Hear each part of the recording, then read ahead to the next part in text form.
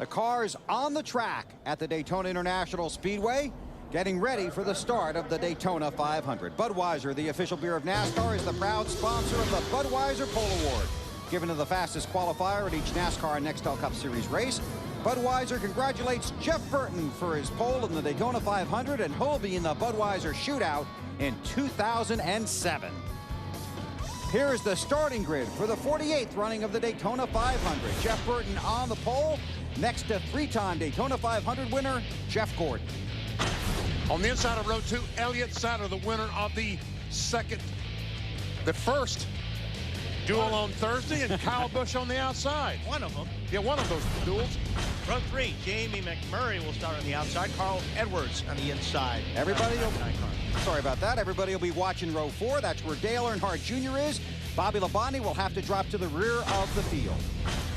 And welcome to Chad Canals. I know he's watching this telecast as Jimmy Johnson starts on the inside of row 5. Martin on the outside. Row 6, Matt Kenseth's on the inside. On the outside, Kyle Petty. Those guys having a great speed weeks. Kurt Busch makes his debut for Penske Racing today in the 2, and Casey Mears in the 42 this season. On the inside of row 8, 2005 Nextel champion Tony Stewart, and Greg Bill will finish second. He's on the outside. On the inside of row 9, our Bud Shootout winner, Denny Hamlin. On the outside, Ryan Newman. There's a rookie in row 10. Martin Truex Jr. won the Busch Series Championship a year ago, and Robbie Gordon makes the Daytona 500 as an owner-driver. Another rookie in row 11, that's Reed Sorensen on the outside. Jeff Green changed cars to the 66 this year. In row 12, and pretty fast right here, Ken Schrader on the inside. Looks for that car to be very fast. On the outside, Mike Wallace. Three-time Daytona 500 winner Dale Jarrett starts in row 13 and shares that row with Jeremy Mayfield driving for Evernham Motorsports. Casey Kane on the inside of 14, and Kevin Harvick out of California on the outside. Row 15, rookie Brent Sherman on the inside. On the outside, two-time winner here, Michael Waltrip. In row 16, Kevin LePage raced his way in, and rookie David Stremme for Ganassi Racing. On the inside of row 17, two-time Daytona 500 winner Bill Elliott, and Dave Blaney would like to see one on the outside. Inside row 18, Brian Brooker's on the inside, and on the outside, J.J. Yeley now driving the 18 car. Rookie Clint Boyer makes his 500 debut in the 07 car. Joe Nemechek will have to drop to the rear of the field for an engine change. On the inside of row 20, Sterling Marlin, he's won the 500. Travis Quample, he would love to. On the inside 21, Hermie Sadler will make a start, and a very happy guy right there on the outside, Kirk Shelmerdine. And starting 43rd, two-time series champion Terry Labonte driving for Roger Staubach and Troy Aikman.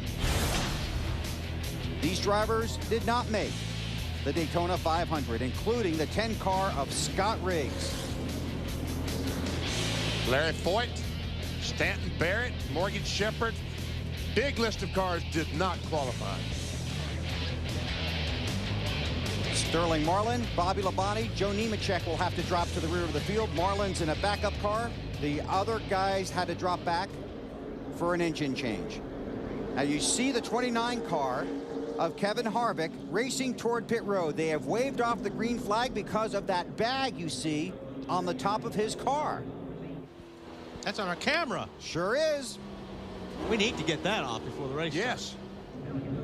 starts. So he's going to come in, and they'll get that off of there, and then we'll reline the field, and we'll be able to go racing in the Daytona 500. We don't want to rob our viewers of a camera. So. Nope, not on his car, not on Harvick's car. So he gets the thumbs up from the NASCAR official and heads back out on the track.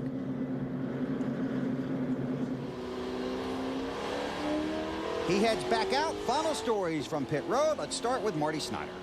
Well, Bill, quietly, Matt Kenseth has become one of the Daytona Masters. I told him a few moments ago, you know, you finished top 10 in 3 of your last 4 races here. And he said, I have? I had no idea. He said, I feel like I'm still learning this place. But Matt has certainly got Daytona down, if you will. Now, he told me it doesn't matter how good you are at this racetrack. All that matters are the friends you have at the end of the race. And you better know those friends, because often those friends quickly become enemies. Matt?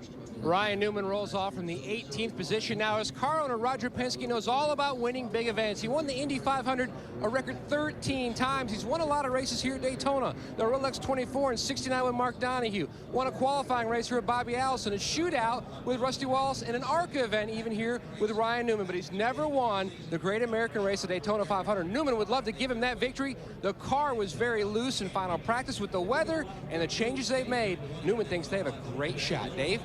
Matt, the buzz in the garage area this week was how rough Kyle Busch was driving when he was bump drafting. He realized that might be a problem, and moments before he was introduced to this huge crowd, his veteran teammate Jeff Gordon had a very direct conversation with him, telling Kyle, according to Kyle's report to me, that he wanted him to just play it cool throughout the entire race, that he needed to develop friendships throughout this race because he has a very fast race car, and by the end of the race, he needs to be able to work with other cars. Use that throughout the day, Jeff said, and you might be able to win the Daytona 500. Alan? Our sporting heroes are usually defined by victories on their game's greatest stage. In golf, the Masters, Wimbledon for tennis, for a skier or a skater, an Olympic gold medal. In stock car racing, it's this place and this race, Daytona and the 500. Will a Gordon, Jarrett, or Earnhardt's legend grow today, or will a new driver join the club of never-forgotten names as Daytona 500 winners? We're 500 miles from finding out. Bill? Thanks, Alan. Hope you guys have a great day down there on pit road for the Daytona 500. 43 drivers, their final thoughts before they take the green flag in the Great American Race, the #1 race on the NASCAR Nextel Cup circuit. The pace car leads them out of turn 4. It will head for pit road. They will creep toward the green flag. It's our pleasure at NBC to take you to the green flag for the 2006 season. We'll be there for the checkers in Homestead. Thanks for coming along for the ride. Enjoy the Daytona 500 live on NBC.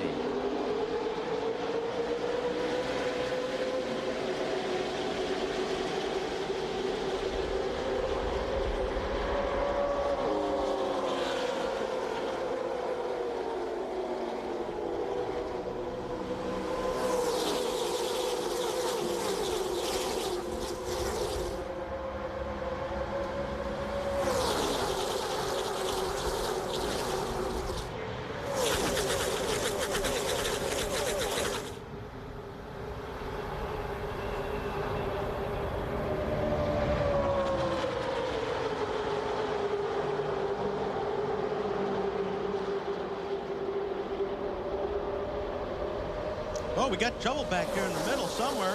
Oh, we've already lost a tire. We've had tire issues throughout the week. It's from Jeff Green's car. He's trying to get to pit road. And that's probably, we've seen a lot of the left rear tires doing that this week, BP, so wouldn't be surprised if it was the left rear. Looks like the right side tires are up, and unbelievably, he was able to get through all those field of cars to get to pit road. And there you see your left rear, Wally. All right, these guys are finally up to speed. Takes about a lap and a half. Jeff Burton had the advantage here early, and when you're out front like that, you want to run right in the middle. You don't want to be on the bottom or the top. Give either one of those lanes an advantage. So Burton's kind of floating around. The longer he can do that, the longer he can lead. He did lead the first lap. 5 bonus points for Jeff Burton, leading the first lap of the season. We see the 31-38 on the, we call that the bottom of the racetrack. The 24 and 5, they're up on what we call the top of the racetrack. All week long, we've seen the bottom be the advantage. That outside groover, that high line, just has not been able to go throughout speed weeks. See, Jeff Green, the 66, has a new tire on the left rear, trying to get back up to speed.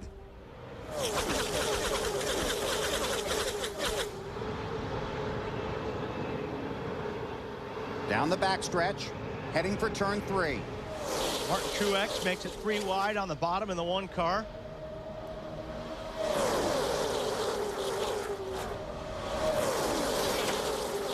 Dave Burns. And guys, on that leader, number 31, Jeff Burton, his crew chief Scott Miller told me this morning that bottom line is good, but you have to be able to hold the throttle wide open by the end of the run, or it doesn't do you any good, as Jeff Gordon now challenges for the lead. Marty. Dave, you'll see a lot of this from Elliott Sadler today, running up front. I asked him, are you going to fall back? Some of these teams will fall back, trying to avoid the big one, as we talked about in the countdown to green. Elliott said, absolutely not. I want to run up front as much as I can today. Alan? Yeah, ditto for Jeff Gordon, Marty. He told me he wants to be in the top 5 all day, if at all possible. Less trouble there, and he feels his car runs better when it's near the front of the pack in the cleaner air. Bump drafting down the backstretch. Yep, we just saw Elliott Sadler bump draft the 31 car, and look at how much room that they put between them and Jeff Gordon already. So it will work if you know how to do it. Oh, and Junior gets shouldered up to the middle of the racetrack by the 48 of Jimmy Johnson. That's Dale Earnhardt Jr. in the red number 8. But he has some help with a 26 car of Jamie McMurray. Matt? BP, that's exactly where he was near the end of the Busch Series race on Saturday, in the middle. But Junior feels like they've got a great car for today. They've struggled all week with a tight condition and also a considerable wear issue on the right front. They feel like they've solved that with a little bit of tweak in the setup. Tony Eury Jr. told me they're expecting good things today. His teammate, Martin Truex, who they expect to work together a lot today, is right on the inside. And the one car. And these cars are driving really good for these drivers right now. I mean, they're still fresh tires. Actually, being cool today helps a lot. Puts a lot more grip in the racetrack. So these cars aren't sliding around right now as much as they would be if it were 80, 85 degrees out. So the conditions are pretty good. The 24 of Jeff Gordon, the 8 of Dale Earnhardt Jr. Clearly 2 of the favorites coming in here to start the season. Both have won the Daytona 500 before. Another guy that's picked to go to victory lane today, the 20 of Tony Stewart. An update from Alan. Yeah, Bill, on Thursday in his qualifying race here, Tony Stewart led about the first half of the race. His car was terrific and unpassable out front. But when he got put back in traffic like he is now, it did not handle as well. He got put back there because of a pit stop mistake. Tony Stewart wants to get to the front and try and keep that car in clean air, although they know they're going to have to work hard to get there. Dave? Alan, Kurt Busch in his first points race for that blue number 2 car, no longer Rusty Wallace's car. His car is actually running very good this weekend. Crew Chief Roy McCauley told me, we've got a solid top 10 car. We just need to use it carefully and wisely. Yeah, Bill? Thanks, Dave. They're using your battering ram out there, BP. They sure are. Want to point out that because of the low ceiling today, heavy overcast in the Daytona Beach area, our helicopter not able to get up to the proper height. We're doing the best we can to bring you our onboard camera coverage. Jeff Gordon, I'm impressed with the way he's hung in on the outside line in that 24 car. And there's 3 strong cars right there on the outside. The 24 Gordon, 8 Earnhardt, and that 26 car of Jamie McMurray has been fast too. So see if they can. Problem is they got 3 wide behind them, and that's going to slow that group down. They need to get back 2 wide, single file. If those 3 can't make that outside group go, it's not going to go. But see, what happens is if your car starts to push down on the bottom, guys will start getting off the throttle, and that's when that outside groove will start pulling up. But it's a little bit too early for that, but we'll just have to keep an eye on it. This is where you look for the teams to use the bump drafting strategy down the backstretch. Elliott Sadler in the 38 falls back in line behind Burton in the 31. Jimmy Johnson in the 48. Look at the 99 up there, way up there. Carl Edwards. 3 wide. His second full season driving for Jack Roush had a spectacular 2005. Jeff Burton started on the pole. He has led every lap, the first 8 laps. If trouble breaks out, we'll break in. You're watching NASCAR on NBC. Haven't missed a thing. Jeff Burton continues to lead in the Daytona 500. Chevrolet has had tremendous dominance in restrictor plate racing over the years.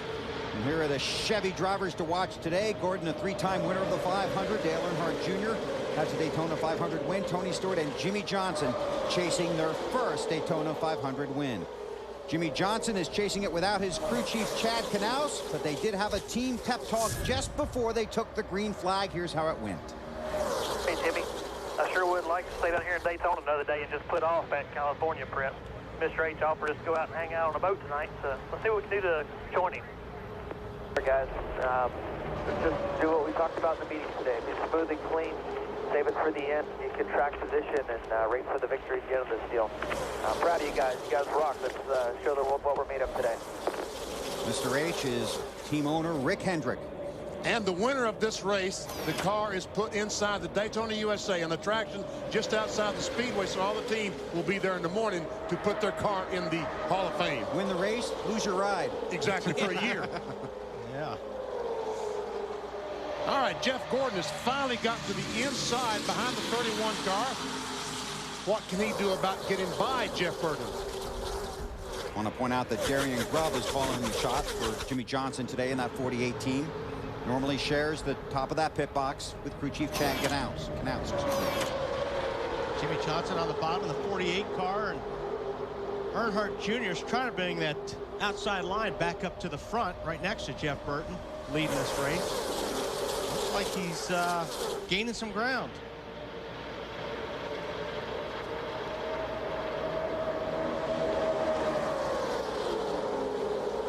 Red car on the inside was Carl Edwards as he tries to drive back to the front. Yesterday in the 80-degree weather, we saw the Busch series really break apart into a number of packs, but because it's cooler and there's a different aerodynamic package on these cars, basically most of them hanging in the lead pack.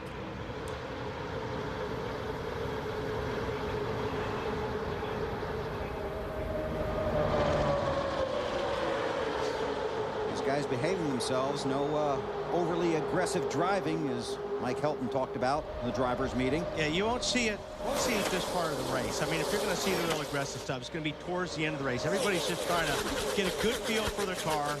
It's very frustrating for a driver right here because you're following the guy in front of you and there's nothing you can do. I mean, Earnhardt Jr. is pushing the gas pedal as hard as he can right now, but he just doesn't have the speed on that top line like we saw a week here at Daytona to get up there and make a bid for the lead. But so everybody's just holding their ground.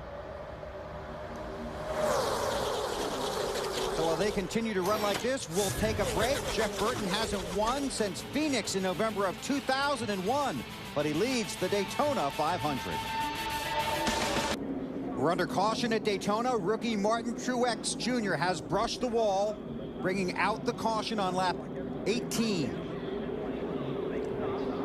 Pit road is open. Let's go to Marty. Well, Bill, Elliott Sadler running third, said his car is just a little bit tight. Tommy Baldwin, his crew chief, came on the radio and said, you know what, that may be the win. Let's not adjust it too much. The 38 car is going to hit pit road half a round up on the track bar, trying to loosen that car out. 4 tires. Dave? Leader Jeff Burton onto pit road now. His car was just a little bit tight, wouldn't turn the way he wanted it to, but no changes this time. Alan?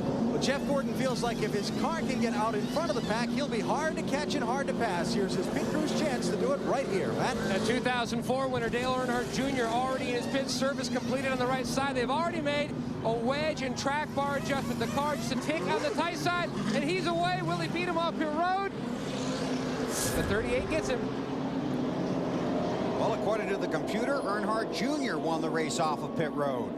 I don't know about that. We'll have to go to the videotape. Let's go to the video. When we come back, we'll go to the videotape and sort out the running order here in the 48th annual Daytona 500. The field all pulling up behind the Chevrolet Corvette pace car here at Daytona. You're watching NASCAR on NBC. The field is coming to get the green. Wally, here's what brought out the caution. Yeah, watch these two guys right here. You got 25 on the bottom. That's Brian Vickers in the 1 car. When Vickers just gets loose coming off of turn 2, you see him saving the car, and I think Martin was just probably reacting to the 25 car slowing down and moved. Here's a good shot from Denny Hamlin's car. Watch right up front. Just got squeezed into the wall, so nothing Martin did wrong. He just got squeezed up there. The 88 of Dale Jarrett, too fast on pit road, starts at the tail end of the longest line. The 27 of Kirk Shelmerdine, over the wall too fast, tail end of the longest line. As we get ready to go green, Coca-Cola reminds you to drink it down, start it up. So the video has proved that Elliott Sadler did in fact win the battle off pit road. In the 38 car, Junior was second, Jeff Gordon third, Jimmy Johnson fourth in the 48. Can't trust computers, can you? Marty. Yeah, Elliott's got to deal with his guys that every time they win the race off pit road this year, he owes them dinner. He said, man, great job, guys. I owe you dinner again. I'm going to be broke by the time we leave Daytona. I don't know if I want you to keep doing that or not. Oh, he does, Marty. Trust me, he does. You buy a lot of dinners if you win this race. Yes, you do, including one here in town tonight. Sadler was extremely strong in his qualifying race.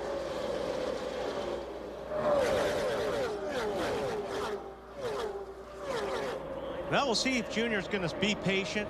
I don't think he's going to be patient.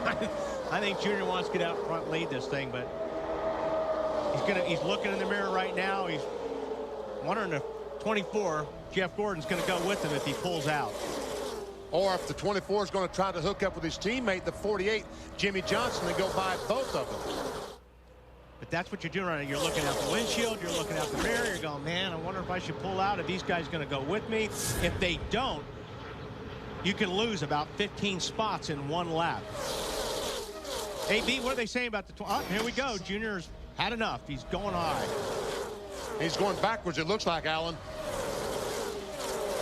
Yeah, I don't know if that was Junior's choice there, Wally, but Jeff Gordon's team, momentary concern when he left his pit box, thought he might have made contact. Oh, yeah, Junior's way up the track. Thought he might have made contact with another car. As you know, Wally and Benny, the front fenders on these cars are so crucial. Someone today will lose this race because they bounce off another car on pit road and change the shape of those fenders and change the aerodynamics on the car. Gordon got away cleanly that time, but a moment of concern for his team. Yeah, they spent hundreds of hours working on these bodies, making sure that they just slice through the air the best that they can. And if you just dent one of these things, it's going to change the airflow. So it's very important to keep your fender, especially around the front tires, in one piece. You don't want to damage them. Elliott Sadler in the 38 leads. Jeff Gordon in the 24 wants the lead. Oh, he does. That was a very aggressive move by that 24 car going in turn 3, trying to get up on the back of that 38 and get him a little bit loose, move him up off the bottom, and then he would go under him. Matt, what's going on with the 8? Well, you're wondering whether he got hung out, which he did, but now he's waiting for his unofficial teammate, Tony Stewart, to catch up and see if they can hook up his spotter, Steve Meal, keeping him abreast of just the closing rate of the cars behind. And Gordon moved that 38 car up off the bottom, takes the lead. Elliott Sadler goes back to the 4th position. Comes that outside line. There's Jamie McMurray in the 26, and he's got a lot of help. And again, it's a challenge to make that outside line go. But it's pretty even right now. You know, it's not like there's a lot more cars on the bottom. So it'd be interesting to see. Now the field is kind of split right here in this half to see if that high line will go now that it's fairly even with the cars in the high line and low line. Matt Kenseth jumped in front of his teammate in the 26, Matt in the 17. Marty. Hey guys, remember we were talking earlier that the bottom line was actually seemingly to be the faster line all week long. Jamie McMurray told me before the race he's fairly committed to that top line. He said at the end of the Busch Series race yesterday, he felt like that was the line to be in. That was the line that was going to move and produce the winner. So he said, I'm going to stay up high as long as I can today. Well, see, now the high line's got more cars in it than the bottom line. It's just like we talked about in our Home Depot virtual garage. The more cars lined up, the faster. Now we're seeing that outside line pretty fast. And I tell you what, Matt Kenseth, the 17 car, very, very impressive move up in turn 3. Jeff Gordon, 24, moved up the block. He just turned under him, brought the 8 car with him, takes the lead. Now we'll get some bump drafting going on right here. Earnhardt on the bumper of the 17, Matt Kenseth, pushes him down the racetrack, and the 24 is going to lose some spots. Matt? Bill, that's exactly what Steve Meal just told Junior. He says, man, they are blocking already. I mean, after all, it's the end of the race. Well, I'm sorry. Only 174 more laps to go. 26 of McMurray, the 24 of Gordon, chasing the 20 of Tony Stewart, Allen. Yeah, Bill, is I don't think much disputing the fact that Tony Stewart has been the dominant driver on this speedway lately. He dominated this race a year ago, didn't win, but he led over half of it. He dominated the race here last July. Tony Stewart trying to get to the front and maybe dominate today. Marty? Well, Matt Kenseth was trying to hang on the lead, but with no drafting partners, he's going to go back pretty quick and try and squeeze his way in line. He told me he didn't know what to expect from this car. He said we were really good when it was hot and sunny. Obviously today, very cool and cloudy, and Tony Stewart about loses it, guys. And McMurray jumps up on the outside trying to help his teammate. That 26 car and the 17, they are teammates out at the Jack Roush stable. And I didn't see the 20 car get sideways, but obviously he has fallen back from the 8. Let's watch as these cars come off turn 2. Ever see Tony Stewart? Yeah, oh, boy, did he ever. Oh, what a great job by Tony. Here's another look. Looks like he just got close to the 17. When you're that close to another car on the high side going through the corner, you will lose the downforce on the rear of your car. It actually feels like somebody's jacking up the rear of the car in the corner, and it just feels like you're on ice, and that's exactly what happened to Tony Stewart. Now they forced the 20 car, Tony Stewart, up high off the bottom, and he does not particularly like it up there. He is a bottom feeder, loves the bottom of the racetrack, and he goes for the lead. With Jamie McMurray pushing him. A lap and a half after he almost crashes, he has the lead. Tony Stewart has had many heartbreaking moments here at Daytona. He won the July race here, but has never won the Daytona 500. Today is his chance to add that to his resume to go along with his win last year at the Brickyard 400. You're watching NASCAR on NBC. 31 laps are complete in the Daytona 500. Tony Stewart continues to lead. Take a look at our AutoZone in the zone drivers. Here at Daytona in the 500, Kurt Busch 3 top 5 finishes in 5 races. Tony Stewart with the 3 straight top 10s, but no Daytona 500 win. Jimmy Johnson has also run well in this race, looking for his first Daytona 500 win. I want to point out under the last caution that Jeff Green was the lucky dog. That got him back on the lead lap. 42 of the 43 cars are on the lead lap. Martin Truex Jr., who brushed the wall, is the only car 1 lap down. Let's take you through the field, starting with Alan Best. Well, Bill, we saw the story of Tony Stewart's race so far just a minute ago when he just about lost control off of turn 2 and then came back a lap and a half later to take the lead. Crew chief Greg Zipadelli called Tony on the radio when he took the lead and said, "We'll take that." Tony said, "I figured you might be pleased." Marty? Jamie McMurray right now running second. Alan in the car that Kurt Busch used to finish second with here last year. Because his car is just a little bit too tight right now. He's more concerned about the water temperature. Right behind him, his teammate Matt Kenseth, who's had his car also too tight, which means it doesn't want to turn in the corner. So when they pit next time for the 17 car, half a pound on left rear tire trying to loosen it up. Alan? Racers use 2 words, tight and loose, to describe the way their car handles. Tight means the front end's not gripping. Loose means the back end's not gripping. Most expected a tight race car today. Jeff Gordon just called in, said his car's beginning to get loose. There's a car off the pace back there. No. Jeremy Mayfield in the 19 car.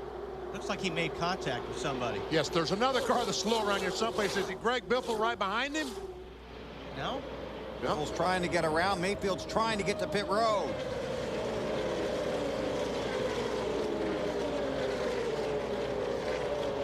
He's clearly had contact with another car. Matt? And they're asking Biffle, did he bounce off the wall or off another car? Biffle thinks he does have a tire going down, but he has been bitten by that in the past when he thought he either had a tire going down or a loose wheel and then didn't. He's right now trying to feel it out. Well, I don't think they made contact with the 19. We'll see if we can see what happened with Jeremy Mayfield. Way up high, and he's got that Mike Wallace did the same exact thing that Vickers did to Martin Truex. He came off of 2 loose, and he squeezed right in front of or up into Jeremy Mayfield. And then Mayfield came down and hit and did get the 16 car, yeah. So Mayfield got a piece of the wall and a piece of Biffle. And some good driving by the guys behind that to stay out of trouble. Marty? And when Mayfield came to pit road, Bill, he said that was Mike Wallace who ran into me, as you guys just saw on the replay. Left side damage for Mayfield. It was left side tires only, and they tried to pull out that damage, but obviously you see the smoke. They didn't get it all. Matt? Marty, they are still trying to figure out whether Biffle has a tire going down. A lot of conversation on the radio. The team right now watching our broadcast video, trying to see if indeed he does have a tire going down. And they want to see the right side of the car. I don't see any smoke coming from the right front, which is a good sign. Usually that's what you'll see when the car's fenders are laying in on the tire. So far it looks pretty good. He got a lot of the damage in the door, which is okay. The fenders look fairly clean. Both right side. Right behind the door. I mean the tire on the door, guys. Going to work on the right front fender a little bit. Still inside. And both right side tires, the yellow that says Goodyear is gone. So that means that both tires have made contact. But I agree with you. I don't think they're flat. Matt? Upon further review, they give a thumbs up on the tires if you're looking at our video. And Biffle slowly trying to work his way back to the front. All these teams on their pit boxes on pit road have satellite receivers and are able to watch the telecast in real time and often use the video to their advantage. We're seeing some problems off of turn 2, and the way the wind is blowing, that's where I thought there may be some issues, BP, off of turn 2, because that wind comes right across. And although these cars are 3,500 pounds, sometimes they feel like there's no weight on them whatsoever. And Jeremy Mayfield has to come back in because it looks like the left front tire is now flat after rubbing that fender. Marty? Bill, BP, exactly right. He came on the radio, said he's still talking right now. Left front is flat, and they're going to come to pit road. They obviously have to get some more damage cleared away from that left front tire because something is cutting into that tire from the damage they got earlier on the racetrack. Been a tough speed weeks for Evernham Motorsports. One of their cars, Scott Riggs, did not make the Daytona 500. And now trouble early for Jeremy Mayfield. Yeah, Jeremy's going to go a few laps down. He's already 3 laps down. Be tough to overcome today. Tony Stewart continues to lead. He's got Jamie McMurray on his bumper in the Daytona 500. Here in the Daytona 500, Tony Stewart continues to lead. Jeremy Mayfield has had problems and has been on pit road several times. Now scored 5 laps down from the leaders. And up front, these guys are happy. I think they're content, really, to stay in line right now. And the longer these guys up front can just stay in line. First, there was 15 cars in this line. And always the back car in the draft starts to lose the draft. And that's what you're seeing. All these guys are starting to drop off, where you're only going to have 6 or 7 cars on a breakaway. As long as these guys stay in line, they'll break away from everybody. Now, if there's a group behind them that line up and there's 10 or 12 cars, they'll chase this group back down. So I think these guys right here are just content on staying in line. Now, there's something you didn't see very much in the past. The 12 and 2 working together. Those are team cars out of the Penske Racing Organization. 12 is Ryan Newman, 2, Kurt Busch. And they're gaining on this top 5. The more friends you have, the faster you go. Right. And then you see there's another group behind them with about 6 or 7 cars. If those guys will all stay in line, they'll eventually get up to that group. Matt. Bill Ryan told me he worked a lot with his new teammate Kurt Busch in practice, so he knows that they can team up well. The one thing he was hoping that there would be some side-by-side racing up front. The Indian file racing has kind of hindered their progress up to the front, but they were slowly reeling those guys in. Dave? Matt, right behind him in the 2 is Kurt Busch. His crew chief, Roy McCauley, told me this morning that he thinks working together right now is a strong point for Penske Racing. He says the crew chiefs have worked together for quite some time, share a lot of information. The drivers, even though they have different styles, that's a good thing because they've both been successful and they can learn from each other. You're right, Dave, and a lot of changes at that 2-team. Kurt Busch taking over that ride from Rusty Wallace, who retired following last season. Rusty and Ryan didn't exactly have the same philosophies when it came to setups or racing styles, did not work together very much on the racetrack. Or dinner, or choice in cars, movies. or movies, or...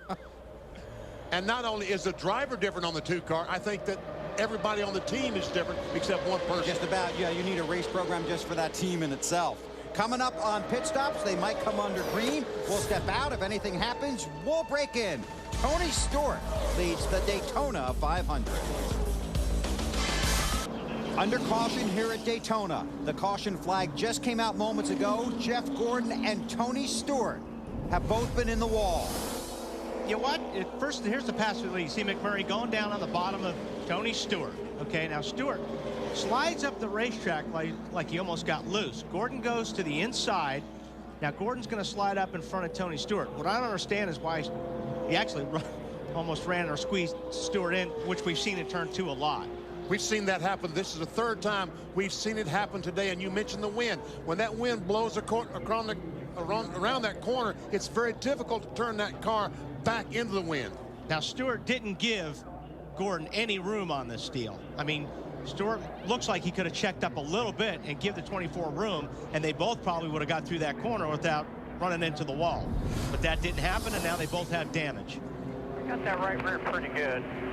Jeff Gordon's radio.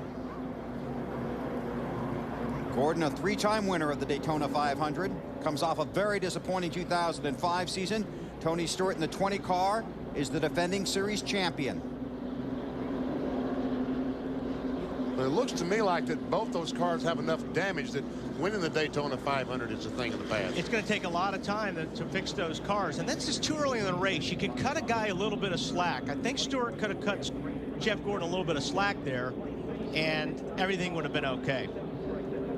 Jamie McMurray is the race leader. This comes just before the field was talking about having green flag pit stops, Marty. I was going to say, Bill, meantime, out of that scrum, McMurray winds up being the leader, and they're already thinking championship. They told him you have your 5 bonus points. Car a little bit tight for Jamie. They're going to put a pound in the right rear tire. Alan?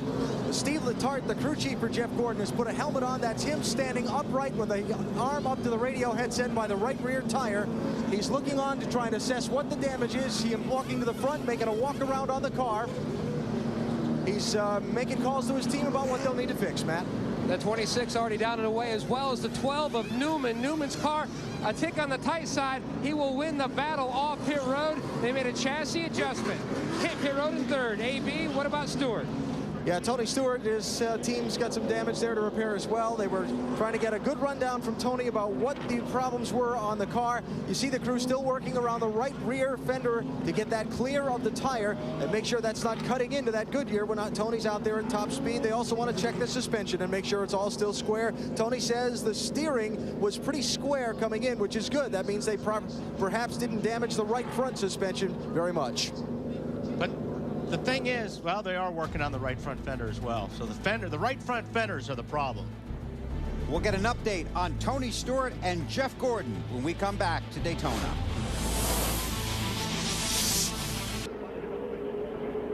The field is coming to get the green flag in the Daytona 500 for a restart on lap 51. Ryan Newman is the race leader. Matt Kenseth is second. Jamie McMurray had trouble on his pit stop. He restarts at the rear of the field. The 20 of Tony Stewart, the 24 of Jeff Gordon. A lot of work on pit road. Yeah, we just talked about how important these bodies were. They just ruined hundreds of hours of work just in that one corner. As a matter of fact, the 2448, the decals that go on the side of the car, they painted all those things on rather than have a decal that protruded out into the air. A decal that's a few thousandths of an inch thick. Stewart restarted 38th. Jeff Gordon restarted 41st. Jamie McMurray, who was the leader coming to pit road, restarted 39th. Make it happen. Just all you have to do is that one more time. Jeff Gordon trying to make up ground. Here's the conversation he had with his crew while we were under caution. I'm going to put blame on both of us on that one. You know, I dove underneath there. I got tight. He didn't want to give it up either. Matt? And what Jeff Gordon said, as he's coming off the corner, he couldn't turn the car. He got tight. It went up the hill right in front of Tony Stewart. And as he said, Tony did, and you saw it, made the point, Tony did not want to give up that spot. And they both ran the wall off, too. Alan, you got some more? I just talked to Steve Letarte, Jeff Gordon's crew chief. The car is towed out. That means the front wheels aren't aligned the way that they want them to. They feel like they're in decent shape as far as the rest of the car. So what they're hoping for is another caution and another opportunity to come down pit road and fix it. And Alan, Gordon told his crew he's going to try and make that up for them, right? Yeah, Jeff basically apologized on the team radio, said, I will make this up to you. And they told him basically, you just drive and we'll get the car straight and we'll keep going and, you know, win this race. No sweat on their part. It's still early, right? Yeah, yes, it really is. They got plenty of time, and if they do catch the cautions right, they can get that car, get the toe fixed. They're going to have to chase the chassis a little bit, depending on how the body reacts to the downforce situations, because obviously the body is not perfect. It is very overcast here at Daytona today. You can tell from our pictures, it's difficult to even see the backstretch from our broadcast location. Having trouble with our helicopter as well to keep it up above the minimum ceiling. And Matt, there's even a little mist in the air, maybe?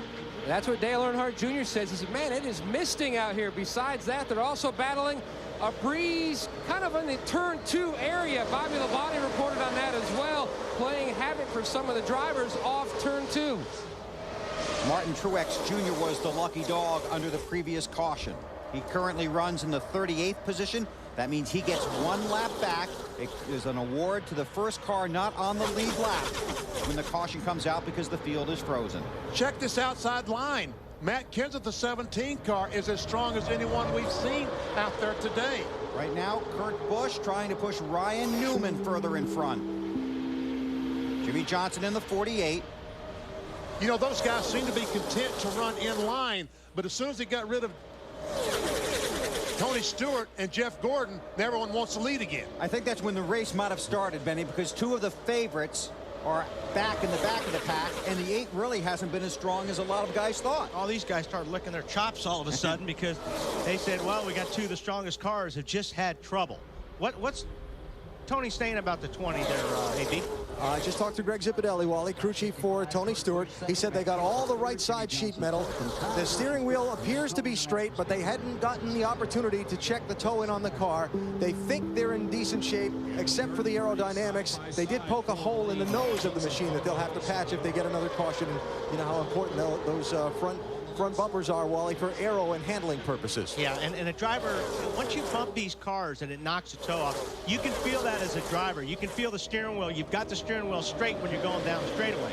Once you run into somebody or somebody runs into you, all of a sudden you're holding the steering wheel at a different angle to keep the car going straight. So you know you bent something or knocked something out of whack. That can be fixed if you haven't bent it too much during a pit stop under caution and not lose a lap here at Daytona. Dave, a couple of Penske cars up front. And Bill, you talked about two good cars not being contenders right now. Kurt Busch said this on the radio during the caution. Hey, we've got two good guys out.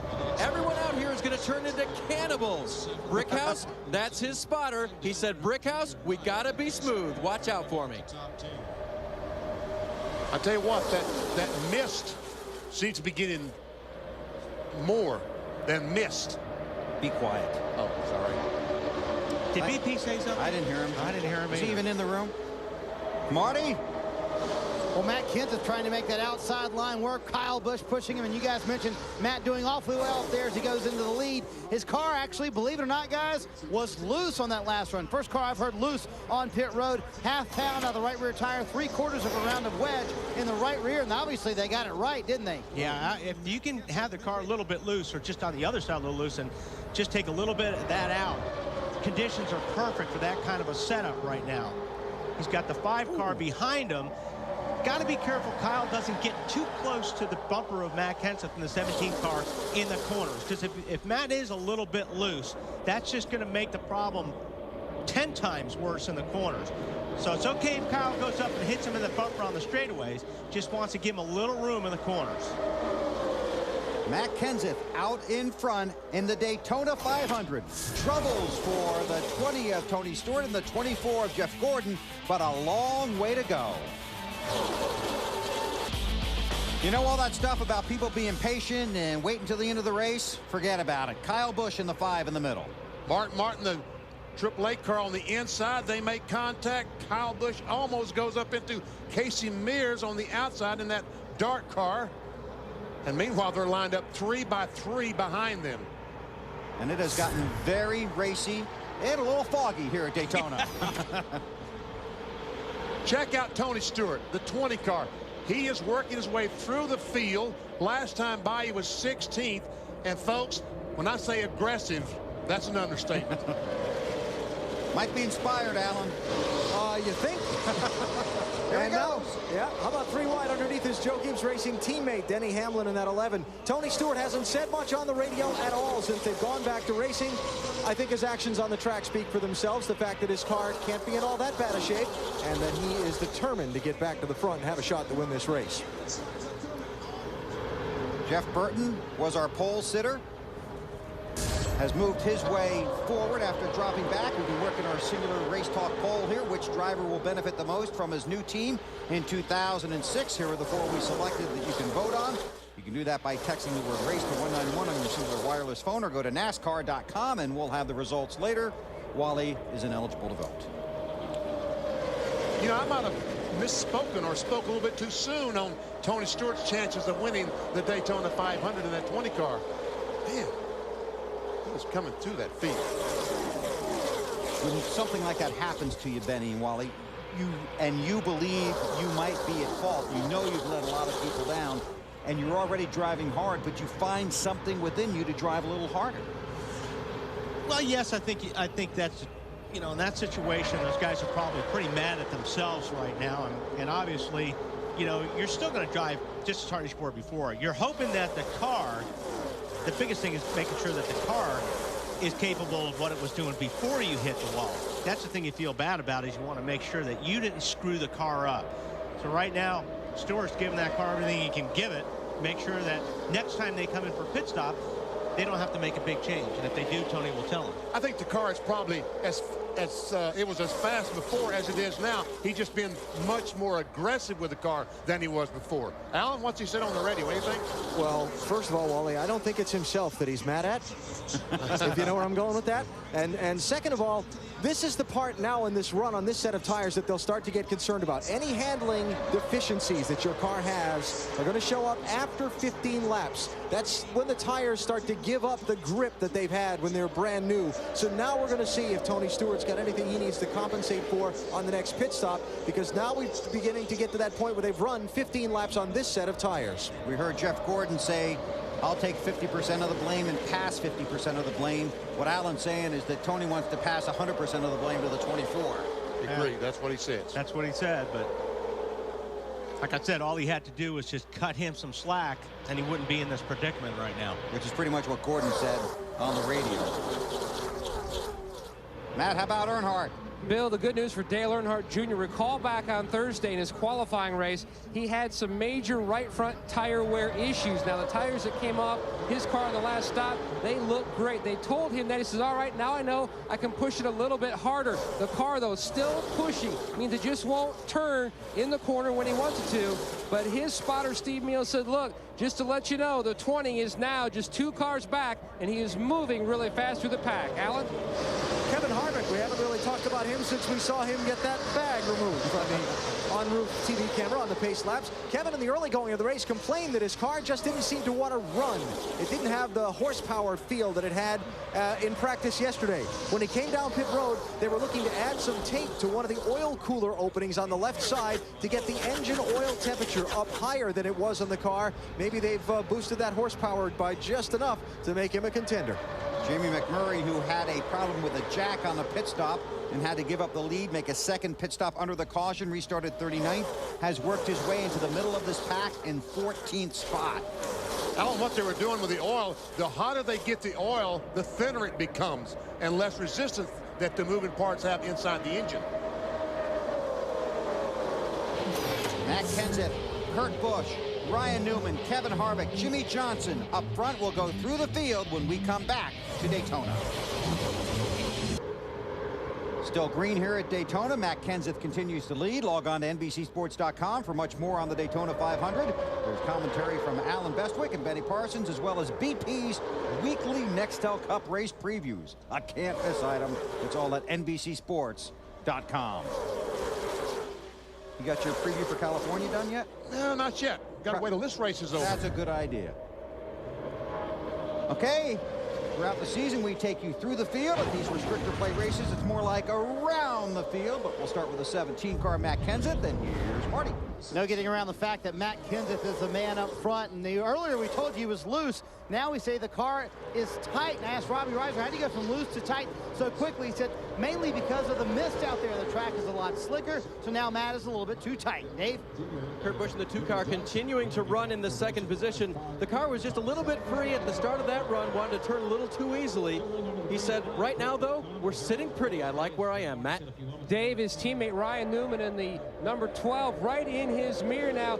On the first stop, no changes for Newman. They made a slight chassis adjustment to fix the tight condition. On the second stop, Alan, he says he is flat-footing it through turns 1 and 2.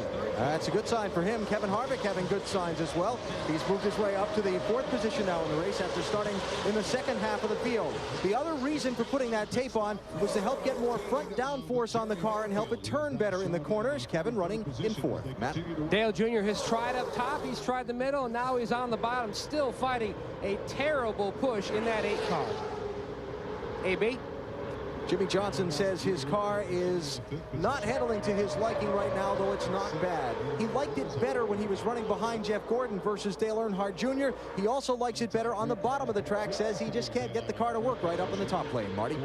Mark Martin's just trying to cling to that front draft as best he can. About 10 laps from pit stops, Alan. Mark says they need to take a big swing at it on the next stop. His car just will not turn, meaning it's too tight. He wants 2 rounds of wedge in the right rear on that next stop. Elliott Sadler has lost that front pack, but leading that second pack. His car tighter than what he needs, he says. The car was loose earlier on, but now it's too tight. Jamie McMurray from the back to the front. He said he was a little worried he would, quote, use up his stuff getting to the front and burn up those tires, but he's done a good job working his way back into the top 10. Matt? Rounding out the top 10 is the famous 43, Bobby Labonte. A great race going so far. Tuesday, before they came down to Speed Weeks, a new attitude. They handed out T-shirts, and it said new attitude. On the back, it said bring it, and that's exactly what Bobby's doing now. The car almost perfect. Dave?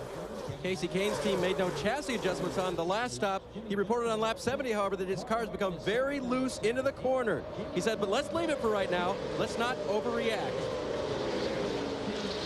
As for the 31 car of Jeff Burton, the pole sitter today, he has made mistakes on 2 pit stops. He confessed to his team. First stop stalled, leaving. Second stop hit it too close to the wall. That has cost him positions on the racetrack.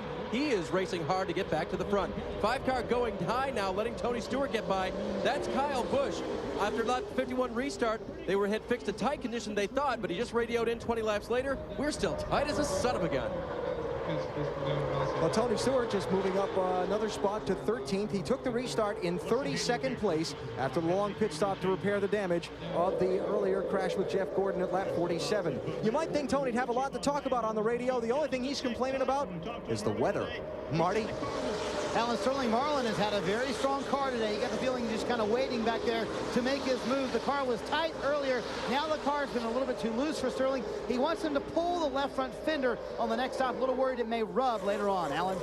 Well, Jeff Gordon dropped all the way back to 37th spot with his long pit stop for damage repair. He's picked his way through to 28th, although he's about to lose one of those back to Kyle Petty. Jeff talking about still needing some work done. The toe out still a problem for him. The handling falling off the farther they run on this set of tires. Thanks, guys. 42 of 43 cars on the lead lap. Pit stops coming when we return to the Daytona 500 on NBC. Oh. A multi-car crash has just occurred in turn 3. Kyle Petty is involved. J.J. Yaley in the 18. That's Carl Edwards in the 99. Someone spun going in turn 3 and backed across the racetrack in front of all these cars and left them no place to go. Might have been Kyle. I'm not sure exactly who it was. Here are the replays. We're under caution at Daytona. No tire on that left rear, BP, the 45 car. Let's see. There's Jeff. Oh, wow.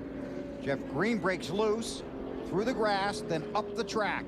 Kind of a strange crash, really. Joe Watch Nemechek. Edwards. Almost, I mean, right in the door. Looked like Schrader did a good job getting around it in the 21. And left those guys with absolutely no place to go. And we see what happened to the left rear of the 45. The 99 car just knocked off the tire and the quarter panel of the left rear.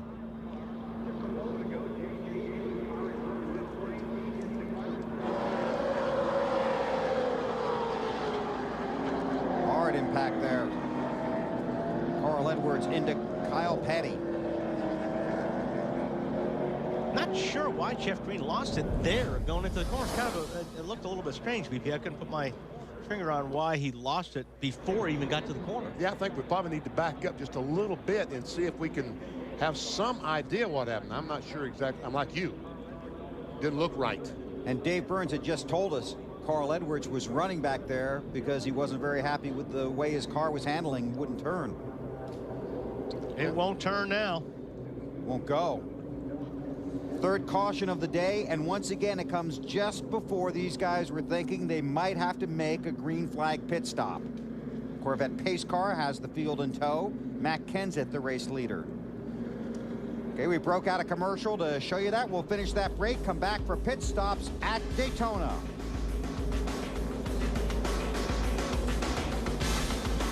Pit road is open. The 24 has been on and off of pit road with a tire problem. We'll update that in a second. The leaders are in their pits, Marty.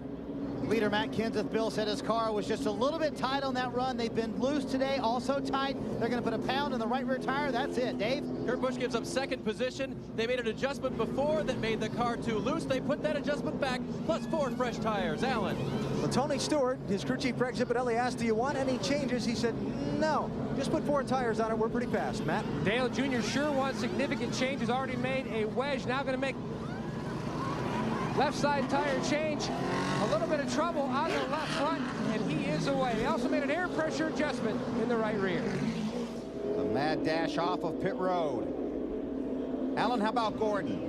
Well, the reason he came down pit road the first time, Bill, was because he had a flat right front tire. So they wanted to get that changed. They also want to get a look at the suspension components under that right front tire to make sure he didn't grind anything off coming around the track on the flat tire. So they're going to bring the car back down pit road. They're going to check that right side suspension. They're going to come around to the left, and crew chief Steve Letard's going to crawl under the car and have a look at the left side and see what they might be able to do to help this car for later. Okay, Alan, thanks a lot. Now here's why we're under caution. The 66 just looked like it kind of turned to the right and drove into Terry Labonte, and but I mean, I still don't see what caused that wreck. I don't either. I really don't know. I know what caused it for these guys, Yeah. but I'm not sure what caused it for Jeff Green. And I'm assuming that the 24 car now is behind this and is going through and runs over debris, or Watch him. He's just coming into the right-hand side of the picture. right behind Kenny Schrader in the 21 car. Comes down on the apron. You can see the debris all over the place through the grass. Yeah, he could have very well just picked up some debris, ran it over, and got that flat tire. He's already been to his pit stall and heads back out. So under caution here at Daytona with 119 laps to go. And he's already had one thrill ride today. And he was flying, too, Yes, when he was. did it. He didn't like either of them. Crews go to work in the garage. I don't think Kyle invited him either. Watch that. Right in the window of Kyle Petty. Take a look at the Craftsman pit summary. I'll tell you that Jeremy Mayfield was the lucky dog. He gets a lap back, awarded that by NASCAR. Matt Kenseth. His crew held serve, comes in first, goes out first. How about Busch? He goes back to 5th, and Harvick gains that 1 spot up to 2nd. Robbie Reiser, the crew chief for Matt Kenseth, kept that pit crew intact during the offseason. That was hard to do. A lot of teams wanted those guys, but Robbie kept his pit crew, his over-the-wall guys together. Had a good stop, held on to the lead. Field coming to get the green flag, completing lap 84 of 200 in the Daytona 500.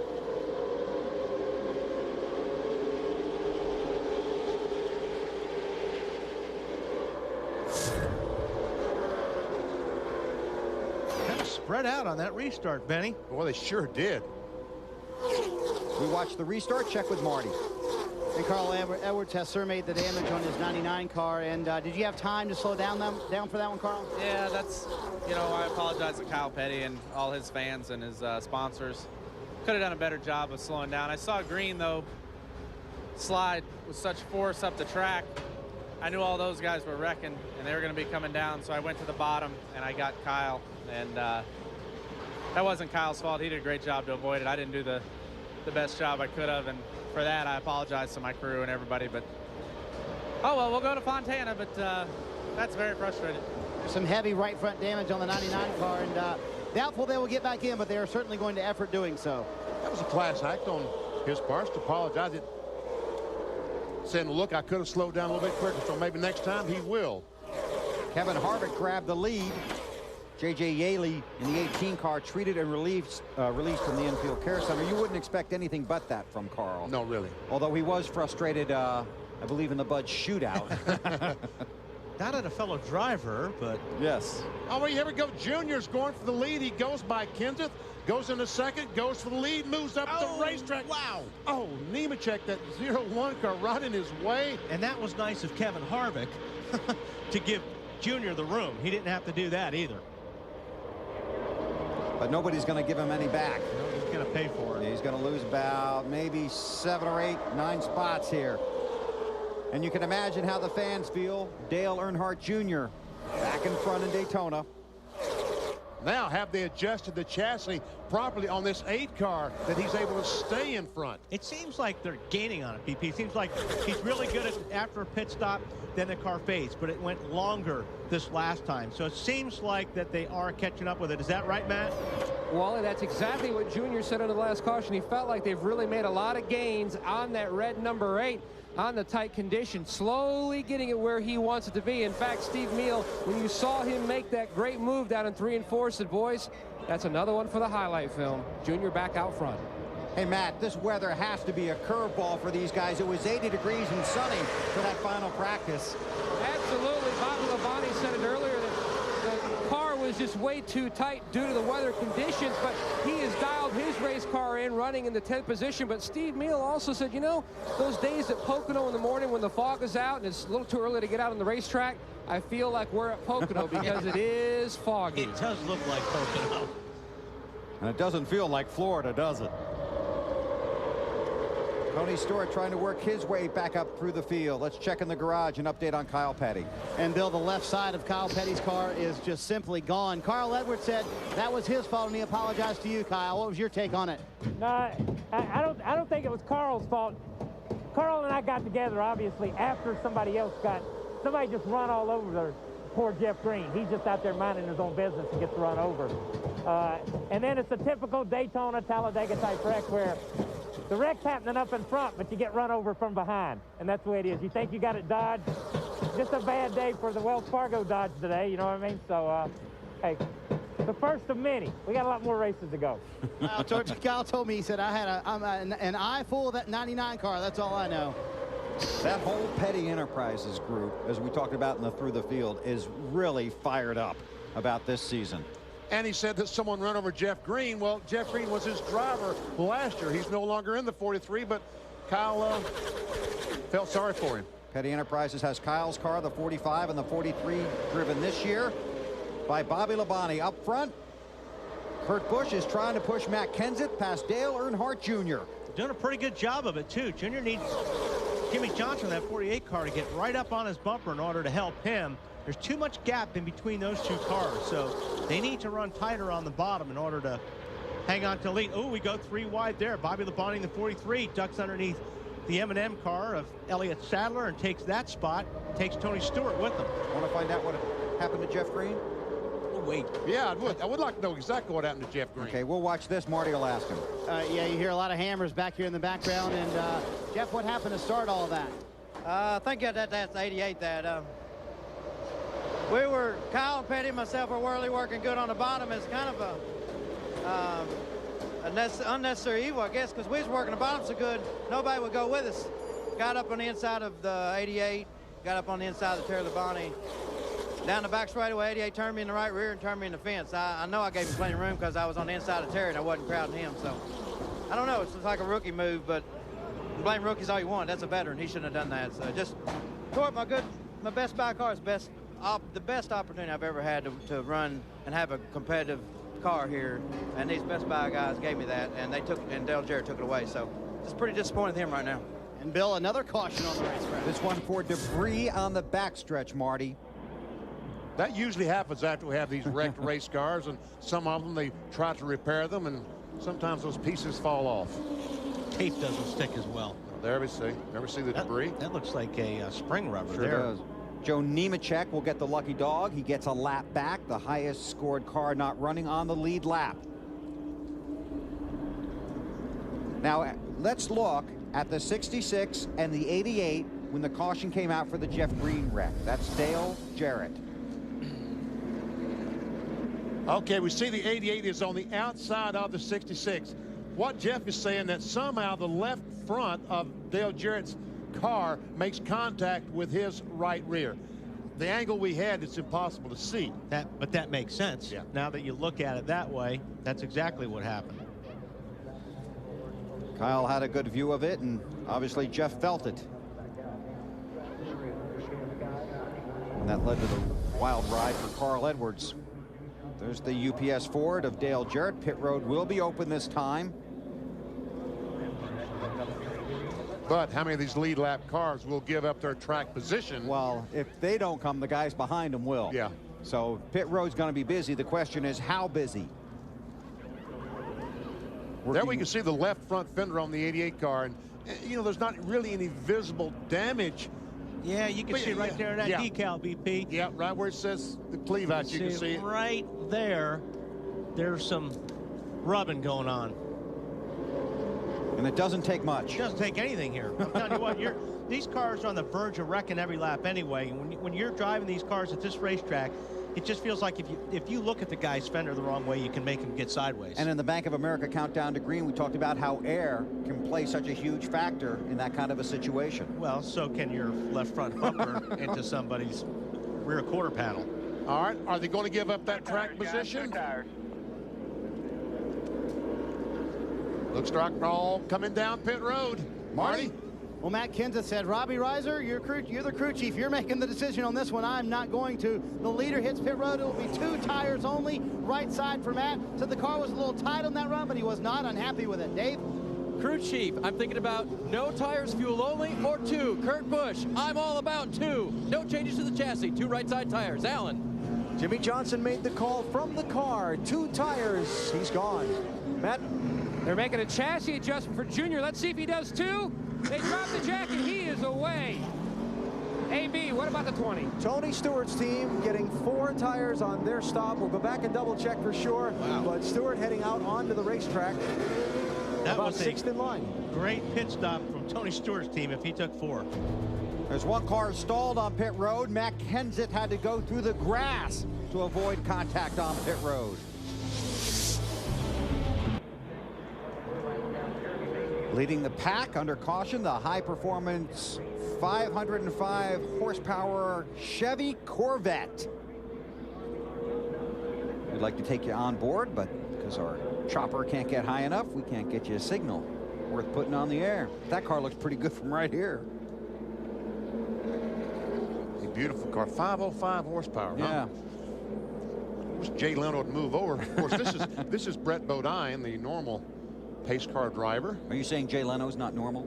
No, the fellow who drives the pace car usual, each and every Nextel Cup race. pace car driver. Yes. Jay Leno, the honorary pace car driver here. Dave, what are you working on? Well, Bill, you know, we've given you a couple of replays in the booth today, courtesy of the truck, but down here on pit road, fans are looking over the NASCAR Nextel fan view more and more. This is a little device that Nextel has put together to give the fans a closer view of the action down here on pit road or up in the stands, and frankly, I'm getting some very good use out of it today in the 500. It is a television. You can see the video replay of everything happening on the big Nextel screens around the track. It is also a stats generator, and you can keep real-time stats while you're watching the race on your favorite driver on the whole field, or you can even compare drivers one to another. Also, it has audio replay, which means if I miss a guy and I need to get some information, I can listen to the last 3 minutes of their conversation over the scanner. And it's also a priority scanner, so you don't need to carry a scanner around anymore. You can carry NASCAR Nextel Fan View. It's really cool. They're renting them to you today. 50 bucks a day, 70 bucks for the weekend. If that's too much, get a couple of friends. You can link your headsets together. It's very cool, Bill. All right, Dave. Thanks a lot. Just send a couple of those up here, would you, buddy? Looks like he would have linked up Matt or Marty or somebody on his. No, Dave's not going to. He got the first one. He's not sharing. I got you. Okay. Gotcha. Okay, earlier we had our Singular Race Talk poll question for you. Oh, did we now? Yes, we did. And what about it? Later on, we're going to show you the results. Okay. Okay, on this Corvette pace car. You gotta be careful with your drafting partner, don't you, Wally? You just got hung out to dry. Yes, buddy. I did. We see the lights are out atop the pace car, which means when they go by the 8 car, Dale Earnhardt Jr. will get the green flag, and we'll go back racing again. I want to point out Tony Stewart took 2 tires on his stop. See him back there in that orange car behind Mark Martin. In front of Mark is Kurt Busch. Then it's Matt Kenseth. Then Jimmy Johnson runs second to Dale Earnhardt Jr. Green flag, green flag. 5 laps from halfway. Well, Jimmy Johnson got a good start. So did Kenseth. These guys, that's just a good opportunity to try to make a pass when you're going up through the gears. Oh, Johnson got a tough break. He dives to the outside. Kenseth wanted to make it 3 wide. And now it looked like Junior moved up to try to help Jimmy Johnson get going in the 48. Moved up or slipped up. Yeah, I think he's just, when you're in that position, you kind of want to use a lot of racetrack and not help either the bottom line or the top line. Well, he didn't. He was consistent, helped neither one of them. And now that they're up to speed, he's fairly safe. Mark Martin in the 6, next to Jimmy Johnson in the 48. Mark beginning his final season in the NASCAR Nextel Cup Series, won the truck race here on Friday night.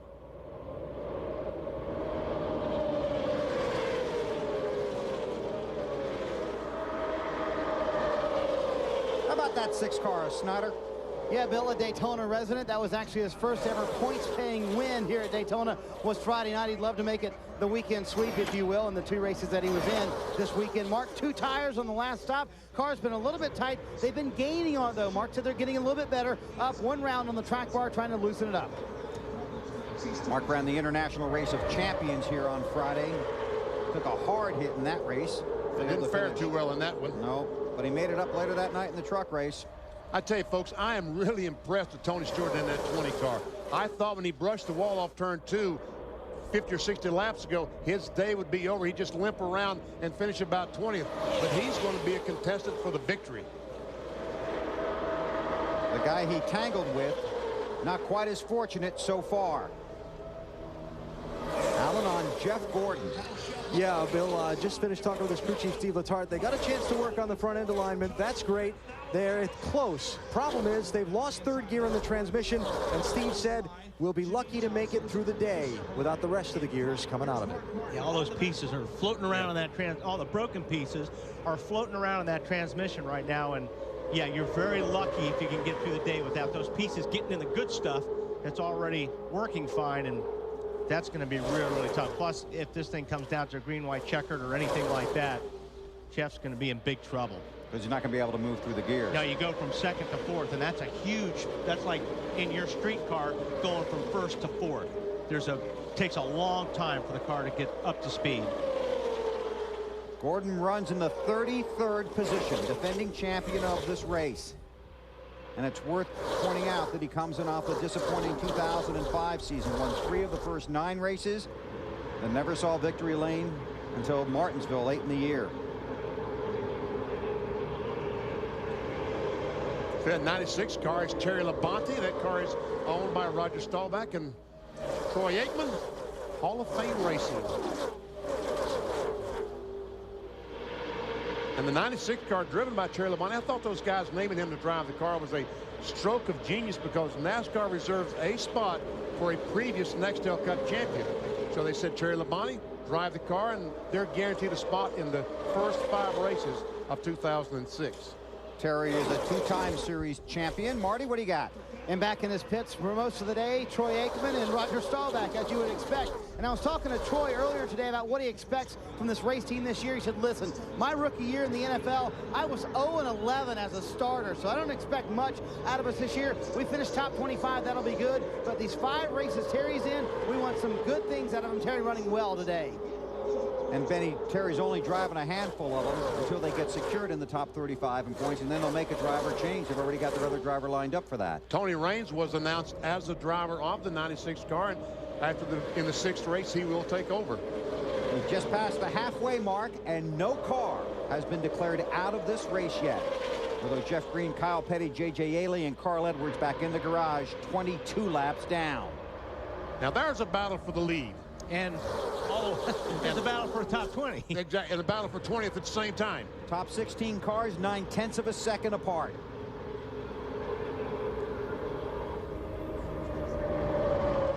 Now Stewart really bump drafting the 6 car right now. Just a moment ago, Tony Stewart in the 20 and Jimmy Johnson 40, almost making contact, and again. Wow. That's just, I don't know what Jimmy Johnson did, but Stewart was angry with him. I mean, that's, when you drive up on somebody like that, they've made you mad a lap or 2 before. Is he taking it out on his teammate? No, I don't think he would do that. Okay. I think it's something that probably he thought Jimmy Johnson did. Well, that McMurray loves the outside. That's he in the 26 car right up next to the outside retaining wall.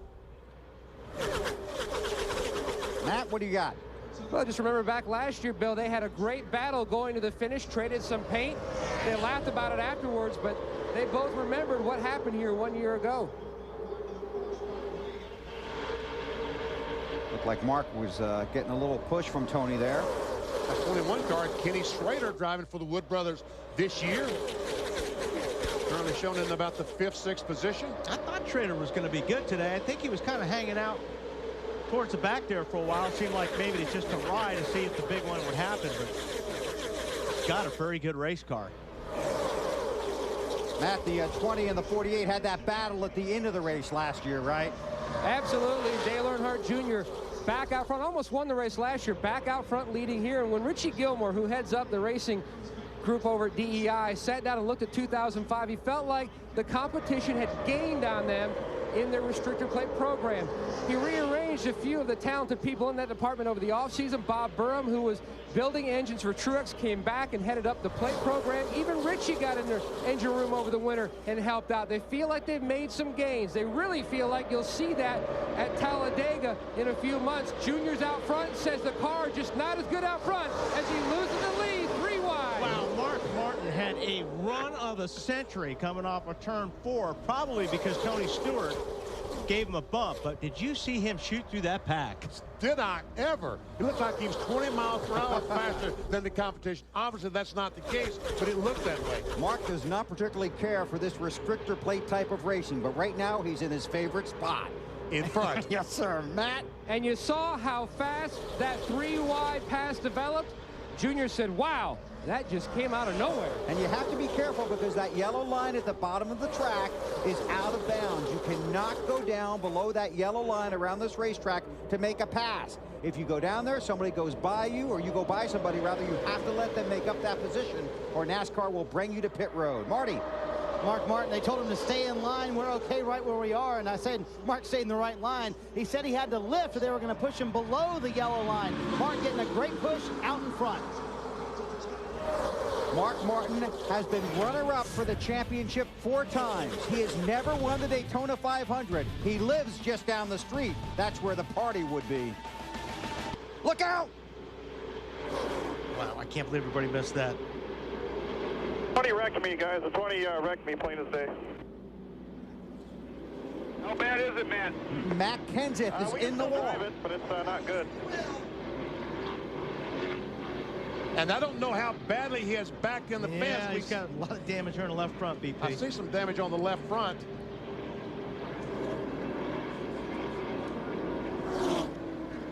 You got any tires down right now?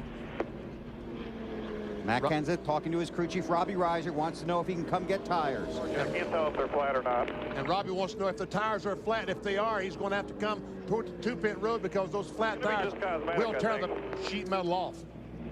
Pit road is closed, so if he pits early, there's a penalty. He has to start at the rear of the field. Let's see if we can check what happened. There's Tony. Wow, man, well, it doesn't get more blatant than that. And look at this, up across the track. And a lot of guys with some heads-up driving. Yeah, a lot of cars missed this wreck. Oh, my goodness. With Bobby Labonte getting by on the inside, we saw Mike Wallace go by on the outside. Dale Jarrett back in the 88. Now here's the first angle again. Watch the 20. 17's on the right-hand side. You know, for a guy that was talking about over-aggressive driving, which was Tony Stewart earlier this week, I don't understand what his situation was there. We talked about it on the Bank of America countdown to green. Unless he thought he had cleared Kenseth. You know, that's a long way to drive down a race track to see if you think if you cleared somebody. Dave Burns. And Bill, the Kyle Busch story continues in his own mind. He wondered if he'd been the cause of that since he had been pointed at so many times this week. He asked twice on his radio. They told him no. Thanks, Dave. Pit road is open. Mark Martin leads the way. Snyder. Well, Mark Martin in second place hits pit road. Bill very happy with the car. They're going to take 4 tires. There'll be no chassis changes on the stop for Mark. He liked it out front. That's where he wants to keep it. Dave? And the 5 car of Kyle Busch, after wondering whether or not he had been the cause, they told him, Kyle, don't worry about things like that. Slight adjustment to his car to make it more drivable. Alan? Tony Stewart going to get 4 tires and a minor chassis adjustment to help the handling of his car. He has said nothing on the radio that I've heard about the incident, just about his car's handling, Matt. Tony Jr. continuing on with the same adjustments he made the last couple of stops. A close battle off pit road with a 16 and the 6. They made it a big air pressure adjustment again to try to free him up. Alan?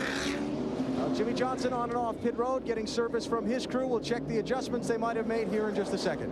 And we see Biffle gain 16 spots. That means he changed 2 tires. The competition changed 4. A variety of pit strategies playing out here at Daytona. We've passed the halfway mark, just 92 laps to go. Here is the race off of pit road, won by Dale Earnhardt Jr. There's Biffle, Mark Martin, Jimmy Johnson, and the rest of the field back onto the track here at Daytona.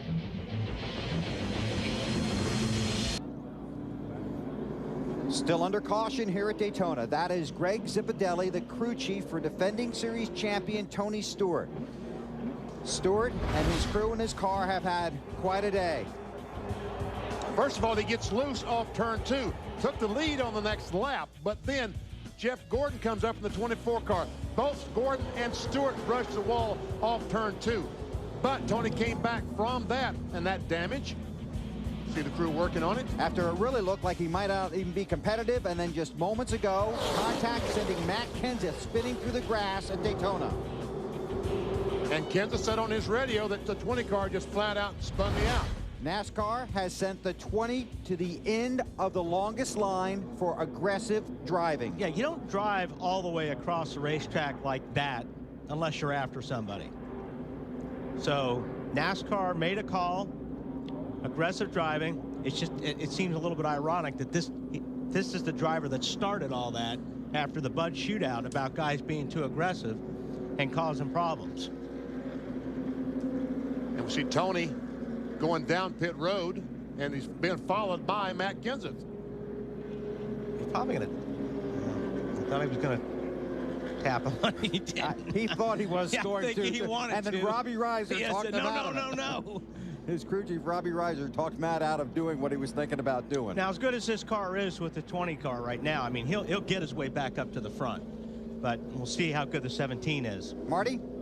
As you can imagine, Matt Kenseth is extremely upset. He said, I had a winning race car. There was no reason for him to do that. He felt the NASCAR's penalty was not strong enough. They're concerned about the left front valence on this car. They want to clear it from the left front tire to make sure it won't rub. Alan? Tony Stewart has come down pit road for repairs to his car. They're checking around that right rear bodywork, being sure of their tire clearance. They've also put a big patch on the left rear where there's some fender damage there as well. And they'll send Tony back out here with those repairs affected to his car. Thank you, Alan. How emotional is Tony Stewart? This is his onboard camera a few minutes ago. He evidently looked up and saw that he was on camera on the big screens around the racetrack and said, move the camera. Now we're going to leave pit road. And NASCAR Race Control a moment ago told both these drivers, Matt Kenseth in the 17 and Tony Stewart in the 20, to settle down. Well, you know, Kenseth should be hot. He's got a race car that's probably not capable of winning the Daytona 500 now because of that. Black flag 17. Matt Kenseth will have to come to pit road. And they're going to throw the green flag. This is them coming off of pit road after they had been warned to settle down. When you leave pit road, you can't go above the yellow line. And he was, in his eagerness to get to the 20 car, went above the yellow line. The green flag is out, so we'll see what Matt does. Well, I mean, Matt will come in, but he pretty much knows that his day is over. He doesn't have a shot at winning this race any longer. Robbie Reiser might be more angry with Matt now than he is with Tony Stewart. Because you saw how Stewart's car came back from its contact. It's a pass-through penalty for the 17. There's Michael Waltrip and then Napa car right there, side by side of the 5 car. That's the first time we've really talked about Michael. Gets around this place very good. Robbie Reiser is hot. He's furious. Matt, we got to settle down out there and just ride in line. They're going to get you with a pass-through here.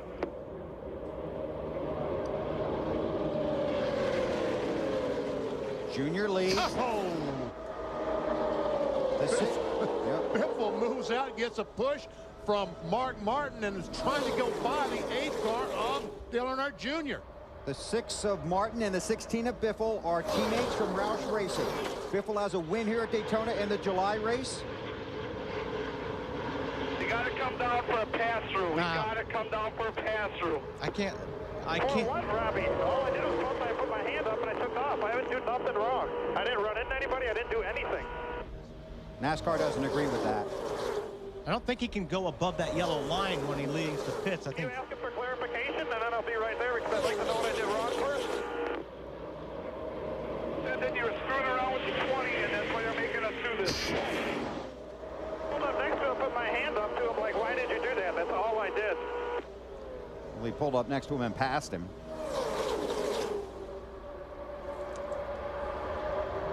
They had already warned those guys, Benny. Scorecard, man. We're going to have to come down.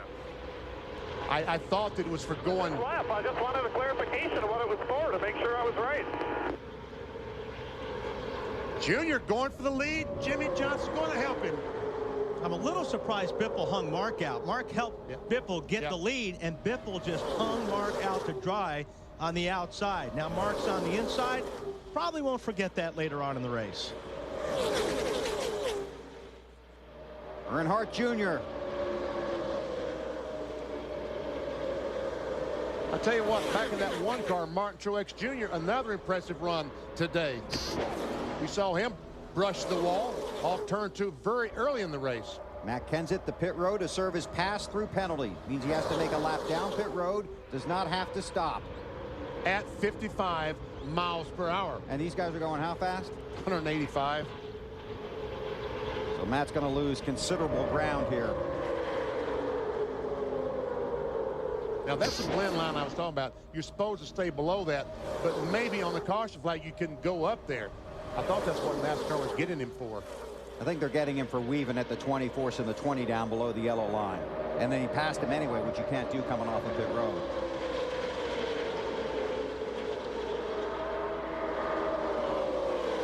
Wow. Kyle Busch right underneath Craig Biffle. Now you can't pass here. This is a no passing zone. You have to hold your position. So Kenseth comes up. Watch him turn down. And that's what NASCAR is saying that they penalized him for. Aggressive driving towards the 20. Whoa, Junior down below that yellow line, but Kyle looked Busch like he may have been forced down there. Up high. And takes the lead.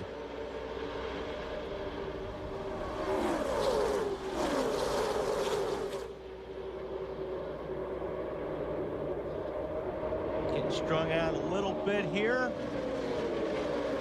He'll close back up in no time, though. Now, if you think Matt Kenseth and Robbie Reiser were mad a few seconds ago, they ran a lap that they are not going to be scored for because Matt did not answer the black flag. Oh, boy. Really? So this is now for Matt Kenseth, the Daytona 500 and 2.5.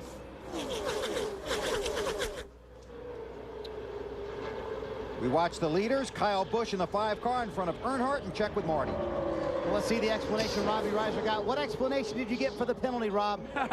I don't really know. I guess we didn't really cause a wreck. I don't understand any of it at all. You know, the guys have been doing a great job with this race car, and Matt did a hell of a job up there front. Just one of those deals, I guess. Did they mention anything about the blend line? Is there one? Yeah, I don't think that they mention it. I don't think there is one from way to call in this race today. Oh, well, obviously outspoken, Robbie Reiser, and not happy with the penalty. Matt still upset inside the race car. He said the car cannot keep up with the draft anyway, so we're done for the afternoon. They're going to ride around. Alan? With Greg Zipadelli, Tony Stewart's crew chief, how bad is the damage to your car, and can you come back from the penalty in the lost track position? I think so. He needs to be patient now. We got a long way to go. We obviously got a pretty good race car, and he's a pretty good driver on these restricted plates. So we just need to settle down, think about what we're doing here, and we got plenty of time to get this Home Depot Chevrolet back up this front. Did Tony have a reaction to the penalty? No. Everything's all right. All right, thanks, Zippy. Thanks, Alan. Kyle Petty has returned to the race in the 45 car. He's scored 29 laps down. All right, there the front pack goes by. Now there's a second pack come in there. We're seeing Tony Stewart is second in that pack along with the 11 car of Denny Hamlin, his teammate. Stewart, sorry, go ahead. I was just going to say, the reason he's in that pack or he's so far back is when Kenseth and Stewart came out of the pits, they had a long way to go to catch up with the pack, and these guys got the green before Tony Stewart could catch up with the pack. Plus, he had the penalty. He had to start at the rear of the field, although he wasn't even close to the rear of the field when they restarted.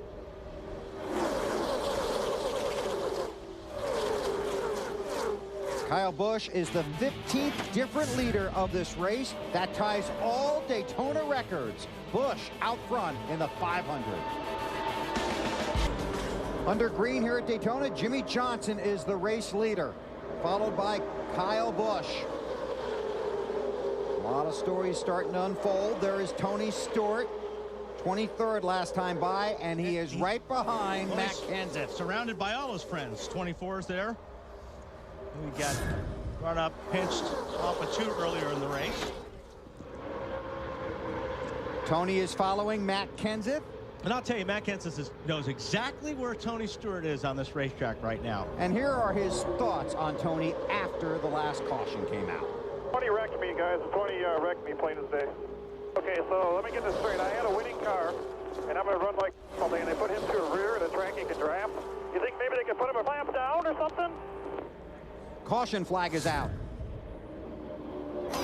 Waiting to find out why. See Robbie Gordon. Yeah, we got Robbie Gordon's got a tire coming off. You know, I saw Robbie get real high in turn 2 about a lap ago, and I believe he hit the wall coming off of 2. Yeah, we see damage on the right side of this automobile.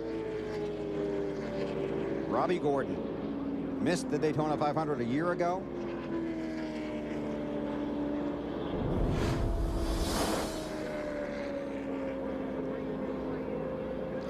Let's see, where's he at? Right up there on the right. Okay, yeah, very high. See him, Robbie's way up there, maybe even losing a tire at this point. And all these cars see that slower car and go to the inside and somehow miss him. How many has Bobby Labonte missed today in that 43 car? There's another one that's right in front of him.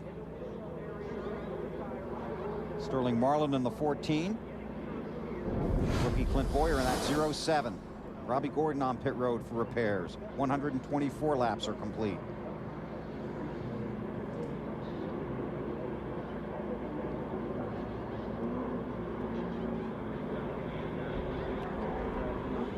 Jimmy Johnson leads Kyle Busch. Brian Vickers, Jamie McMurray, and Jeff Burton, the pole sitter, has worked his way up to the 5th spot. Dale Earnhardt Jr. is 6th. Okay, we'll see another feeding frenzy on pit road, I'm sure. Marty, you go first. Well, Jamie McMurray is in 4th, and he told his crew chief, Jimmy Finning, this car is loose, but it's fast like this. I want to leave it alone. Let's put 4 tires on it, make no chassis changes. Finning said, okay, we'll do this for 1 run, but we may change it later. Dave? Earlier, Kyle Busch had been saying right there in the middle of the 5 car that you've gotten me looser, but I need more, need more. This time, no changes scheduled. I think they found it, Alan. Jimmy Johnson, top left of the frame in the 48 car. Watch for a wrench to go in the left rear window, make an adjustment. They'll change 4 tires and send him out. Dale Jr. said to keep going in the same direction we've done the last few stops as Mark Martin already goes by completing his service. He's still tight, but getting better. AB? A 4-tire change for Tony Stewart in the 20 car, not looking for any adjustments there, trying to get him up a little farther with some pit stop work, but it doesn't look like it worked out that well this time. Oh, he takes a jack. Yeah, he took some equipment with him. Looked like Tony was a little bit too close to the wall. Uh-oh, did Jeff Chandler get banged with that jack? Looks like maybe he did. Chandler on the right, putting his hands on his hips. Under caution here at Daytona. It has been an interesting day for Tony Stewart. Still under caution. Let's go inside the NBC pit window. We see Tony Stewart, the 20 car. Here's the side of the car. Here's the pit wall. That looks to be only about 3 or 4 feet. The jack handle is 6 feet long. So Jason Lee, the jack man, has to have the jack on an angle. So when he lets the car down, he can't drag the jack out from under it. So Tony leaves and drives over the jack with the left rear as he leaves the pits. And NASCAR is going to penalize Tony Stewart for running over equipment in your pit stall. He's come in to serve that penalty, and that will put him at the rear of the field. And Jeff Chandler, I don't think was hit by the jack. I think he was ducking because he thought the jack was going to come back at him. It did. After he ran over the jack and shot the jack back into the pit of the 20 car. Stewart came in to get his tires checked by his crew in the side of that car to make sure it was all right. We'll have to start at the tail end of the longest line for running over equipment. Remember that singular wireless poll we were talking about earlier, Wallen? That I couldn't vote? Yes. About an hour ago? No. Here's the payoff. Wow, It's a tie. Dead even. Wow. I think they'll all benefit, actually. One way or another.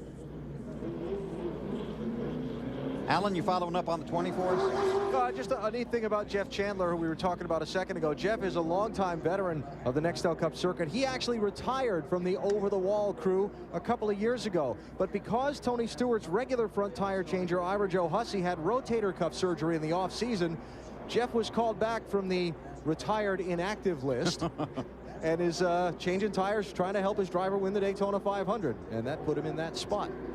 And Alan, he's half the man he used to be, isn't he? Yeah, I'll tell him you said that. He lost 52 pounds, BP. Yeah. He told me that.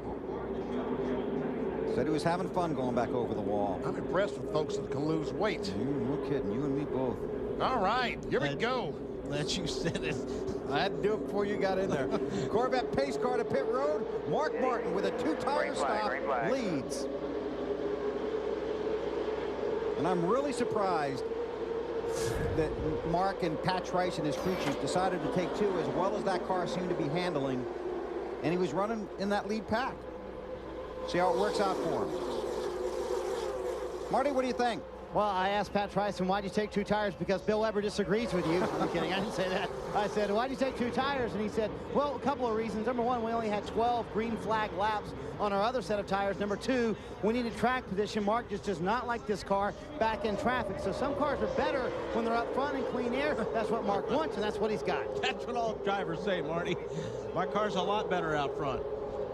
Might not be there for long. Jimmy Johnson will challenge for the lead. I think he'll challenge, but I don't know if he'll be able to pull it off or not. Because Martin has the 8 car of Junior, the 26, of McMurray, and Vickers, the 25. The line is on the inside, not the outside. And that 26 of McMurray, that is a strong race car. Tell you what, I've been saying that all day. That guy's got a good race car underneath him. He's been working all day to try to get in position.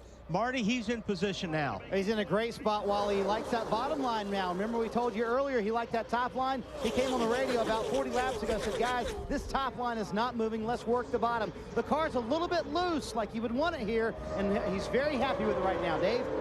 25 car of Brian Vickers. I spoke with him this morning. He told me, you know what? I like working with all my teammates, the 5, the 24, everybody that's in the race, and he's been working very well with Kyle Busch. Needs to get back with him right now as Vickers has a car that he thinks can win the Daytona 500. Right about now, a lot of guys think they have a car that can win the Daytona 500. Yeah, all those guys in the picture for sure. Alan? Well, Jimmy Johnson, first of all, glad to have his Hendrick Motorsports teammate Kyle Busch come up behind him. Normally, Johnson drafts with Jeff Gordon in these restrictor plate races. We've documented the problems Gordon has been having today. He's not there for his teammate Jimmy, so maybe Kyle Busch will be the guy that pushes that 48 back to the front. Just to update, Gordon 21st last time by. Tony Stewart runs 27th after the penalty. Don't forget their other teammate is in 4th place, and that 25 car is Brian Vickers.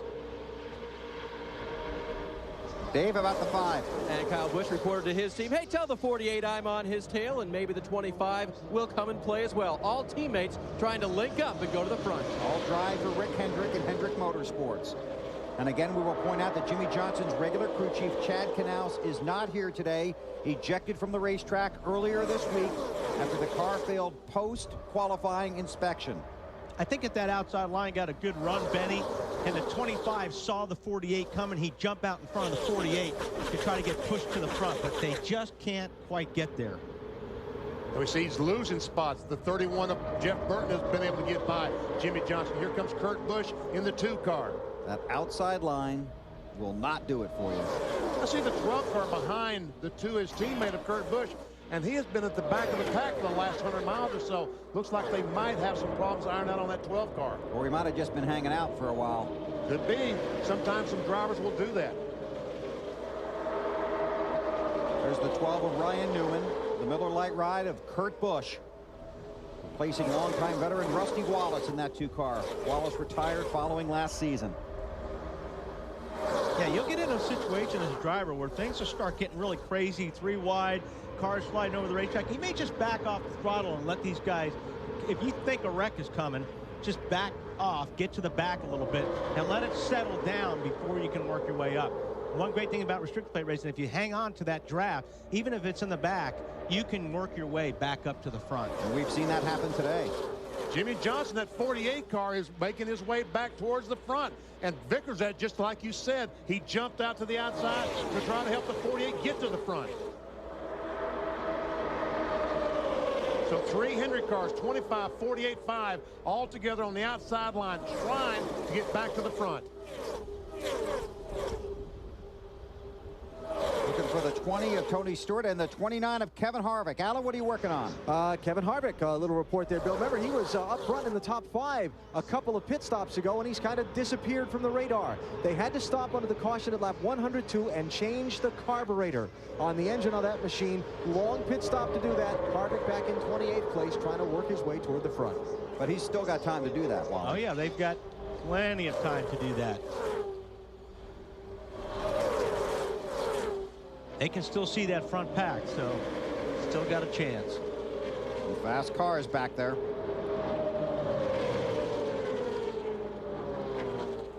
And we can see Jimmy Johnson still hooked up with his teammates, trying to get by. There's a lap car of Jeff Green on the bottom. That's why those guys are moving up. Yeah, I was going to say that's actually going to help that bottom line a little bit, or the top line, because the bottom line had to move up a little because of that slower car. So now the 25 of Vickers. And Junior, the 8 car, moved up to try to help those, looked like to help those Chevrolets a little bit. Whoa, little twitch there on the 8 car of Dale Earnhardt Jr. Matt? Bill, they have done a lot of work on Biffle's Ford. 3 stops ago, they pitted several times into that caution just to try to seal up where the fender meets the rocker panel, trying to seal up the aerodynamics on that right side. They took 2 tires, got some track position. Now they are in a good spot on the racetrack. It's a 16 of Greg Biffle, runs 4th in that inside line. Mark Martin continues to lead. Mark Martin told the media driving that 6 car earlier this week, if he won the Daytona 500, he might not even go to the next race. He'll be there. Because he'll be the points leader. Alan, how about Johnson? Just so the 26 car bobbles a little bit, gets a little loose when Biffle gets right on the tail. How about Johnson? He's probably catching his breath from Yes, seeing sir. that. Just something to look ahead as we get to the later stages of this race. Jimmy Johnson and his team want to find some way, any way, to be leading off of pit road at the last pit stop. They feel like the guy that's in front from the last pit stop to the checkered flag is going to be the winner of this race. Watch for Jimmy's team to work very hard between now and the next pit stop, which won't be the last one, to try and get his car close to the front so they can let the pit crew try and steal that track position on the final stop. Dave? That 2 car of Kurt Busch trying to move up through the pack. He's found something in the handling that he needs to have here today. His car is just a little bit loose. It needs to be that way to run fast. Kurt finished 2nd in this race last year. He runs Daytona very well, and it stays up in the front of this pack. And look who's behind him in that 55 car. Michael Waltrip, the 2-time Daytona 500 winner, Matt. Bill, he was just hanging out in the back for a good portion of this race. They've made some adjustments over the past couple of stops. First he was tight and then he was loose, but he wanted just to hang in the back, let things settle down, and now he's making his move to the front as well. Great run for the Napa Chevy, currently 10th. I'd say the race is officially underway, BP. They got 63 to go. If trouble breaks out, we'll break in. Mark Martin leads at Daytona. 60 laps to go, and they have been side by side here at Daytona, and Dale Earnhardt Jr. finally breaks in front of Mark Martin. Take a look at our DLT lap leaders. 24 lead changes among 16 drivers. The 16 drivers, a track record. Matt Kenseth has led the most laps, but that won't be happening anymore. He's 2 laps down after an incident with Tony Stewart, and then a penalty for not listening to NASCAR and being a nice boy. I tell you what, I was impressed with the job that Dale Earnhardt Jr. 8-car did, using the 25 car of Brian Vickers to get by Mark Martin. He moved out, helped, tried to get him up closer to him. When he got there, moved up, and they drafted by. And what do you think about the 2 tires? You think that's having an effect on Mark's car? Well, it will now. From now on, it will. I mean, in the first 10 laps, 15 laps, it really won't. But, you know, the BP, the thing about it is, guys like Junior and these guys, you got to always be looking in the mirror. You got to be looking for that guy that's coming at you to make a pass that's got a lot of momentum. You want to drive in front of him, because if you can drive in front of him and get that push, that's going to win you this race. And not too far back in this pack, you'll find the 24 car, Jeff Gordon. So he's among the leaders. Let's take you through the field. Dave Burns. And Bill, one of the most important people on a team is the spotter for these drivers. He's the eye in the sky that helps him make those daring moves at the end of this race. Well, Brian Spotter is new to him this year, but he's a veteran spotter. His name is Chuck Joyce, and he's a family friend from years back when they used to go on vacation together. Brian said, I trust him, but we haven't worked together a lot. We'll see how well they work together at the end of the 500. Matt? Almost 3 wide, Dave, at the front, with Junior on the bottom, Johnson in the middle, and the 25 up high. Now, it's not surprising that Junior pulled in front of the 6. That was one of the conversations they talked about. Now Junior dives up high, says the car a little on the tight side, trying to maybe throw a block on the 5. Can't do it, AB. Jimmy Johnson's team continues to work at this car. Little bits and pieces of adjustments on every pit stop. Still, Johnson struggling with front-end grip on the car, even when he's out in front and getting all the airflow over the nose of the machine. Dave? Kyle Busch working well together with others, especially his teammates. On that last stop, his car was good enough that they didn't want to make any changes. He believes now that it's good enough to race. Look at him hook up with his other 2 teammates. Marty? Mark Martin has had a tight race car for most of the afternoon. Those 2 tires we talked about starting to show now. Mark's in the cars going away handling-wise just a little bit, trying to keep it on the bottom line and keep it in that front pack, Dave. Kurt Busch has won at least 1 race every year since actually starting last year. He's on a streak right now, looking for his first Daytona 500 win. Again, running very well here, looking to the inside of Mark Martin. And his teammate, the 12, Ryan Newman, trying to get up with the 2 as a drafting partner. Mark Martin pulls down in front. Newman's been fighting a tight condition and a vibration most of the afternoon. He feels like it's more of an aero-tight condition. And what about Reed Sorensen? Very impressive day in the high line right now on the outside of the 22. He was planning on trying to stay on the bottom most of the day like he did in his qualifying race, where he had a successful day there as well. But right now he's up high with the 26. Dave? Dave Blaney has had trouble with his car turning all day. That tight condition, he's been reporting it to his team. They've been working on it. It's the best it's been all day. Blaney now in the 22 in a team that's won here before, working his way to the front. Marty? Well, Jamie McMurray has a handful, Dave, in that 26 purple car right there beside the 55 of Michael Waltrip. The car is loose, which means that back end wants to kick around. But when it's like that, it's fast. Jamie back up in the high line, trying to make his way back to the front. Matt? The 2-time 500 winner, Michael Waltrip, on the inside in the Bill Davis Napa number 55 Dodge. Hung in the back earlier, now trying to make his presence known, slowly working his way up, but he's got it. The 43, Bobby Labonte, trying to dive on the inside, who's taken over the 43 this year. Labonte's car, no changes on the last stop.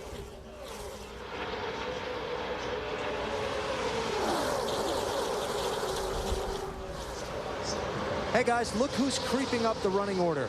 Jeff Gordon, the defending 500 winner. The transmission's holding on. They worked on the toe out and the steering the last couple of times they've been on pit road. Jeff reporting just a little bit ago on the radio. Car's not bad right now.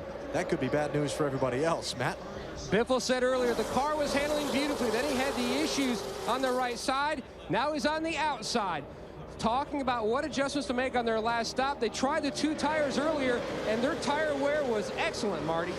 Well, Matt, back there in that white and green car, the 14 of Sterling Marlin, a two-time Daytona 500 winner. This is a backup car, and Sterling lurking in the field on their last four stops. They've made no changes to that car. Dave? Kasey Kahne is running conservatively up front. He'd like to race more aggressively at the end of the race. He's been staying mid to front pack most of the afternoon. We'll see what happens later on. Matt? And Kenny Schrader taking over the 21 from Ricky Rudd, who finished second a couple of times, but never got that win with the Wood brothers. Hoping for a win with that famous car this year. He's battling weather issues. The car just tight. Meanwhile, David Stremme, who's also new in the 40 car this year, battling for Rookie of the Year honors, having a very solid day. You can see a lot of cosmetic tape on the front of that car. Snyder? Well, Matt, remember earlier, Elliott Sadler was fast and up front of the field, and now he's not so fast. The car too tight for Elliott Sadler. He said the car will not run the bottom of the racetrack at all. He has to run high to carry the momentum that he needs. Dave? Casey Mears thinks he can contend at the end, but his car just has a little trouble turning. His team made a track bar and air pressure adjustment last time to adjust that chassis to try to make it more racy for Casey. That's easy for you to say, Dave. Good line, Dave. The 20 of Tony Stewart runs in 28th position. There are 36 cars on the lead lap. Carl Edwards is the first car officially retired from the race. 42 cars still in competition. Brian Vickers out front in the Daytona 500. Just 50 laps to go. Still green here at Daytona. Brian Vickers continues to lead. Tonight on NBC, a huge night of Olympic action. American speed skater Jennifer Rodriguez goes for the gold in the women's 1,000 meter, and Todd Hayes makes a drive for gold in the two-man bobsled. It's all tonight, 7 Eastern and Pacific on NBC. Teammates running 1-2. Brian Vickers, 22 years old, being pushed by his teammate Jimmy Johnson, who's racing this weekend without his crew chief. About 5 laps to pit stops. And these pit stops are probably going to be the most important of the year. I mean, well, this could mean a win. Oh, these guys are really below the yellow line. He had 2 tires below the yellow line. Was he forced down there? He's letting him get the spot back. So he did what he was supposed to do. Very good. Gave him the spot back, so there's no foul right there. But this is where the pressure is put on those pit crews right now. These guys have been out here wheeling these cars.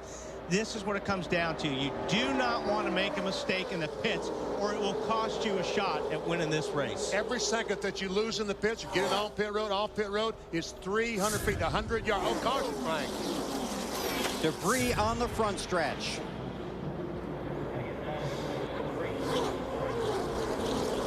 Caution out with 46 to go. And they cannot make it on this stop. They've got to stop again after this pit stop.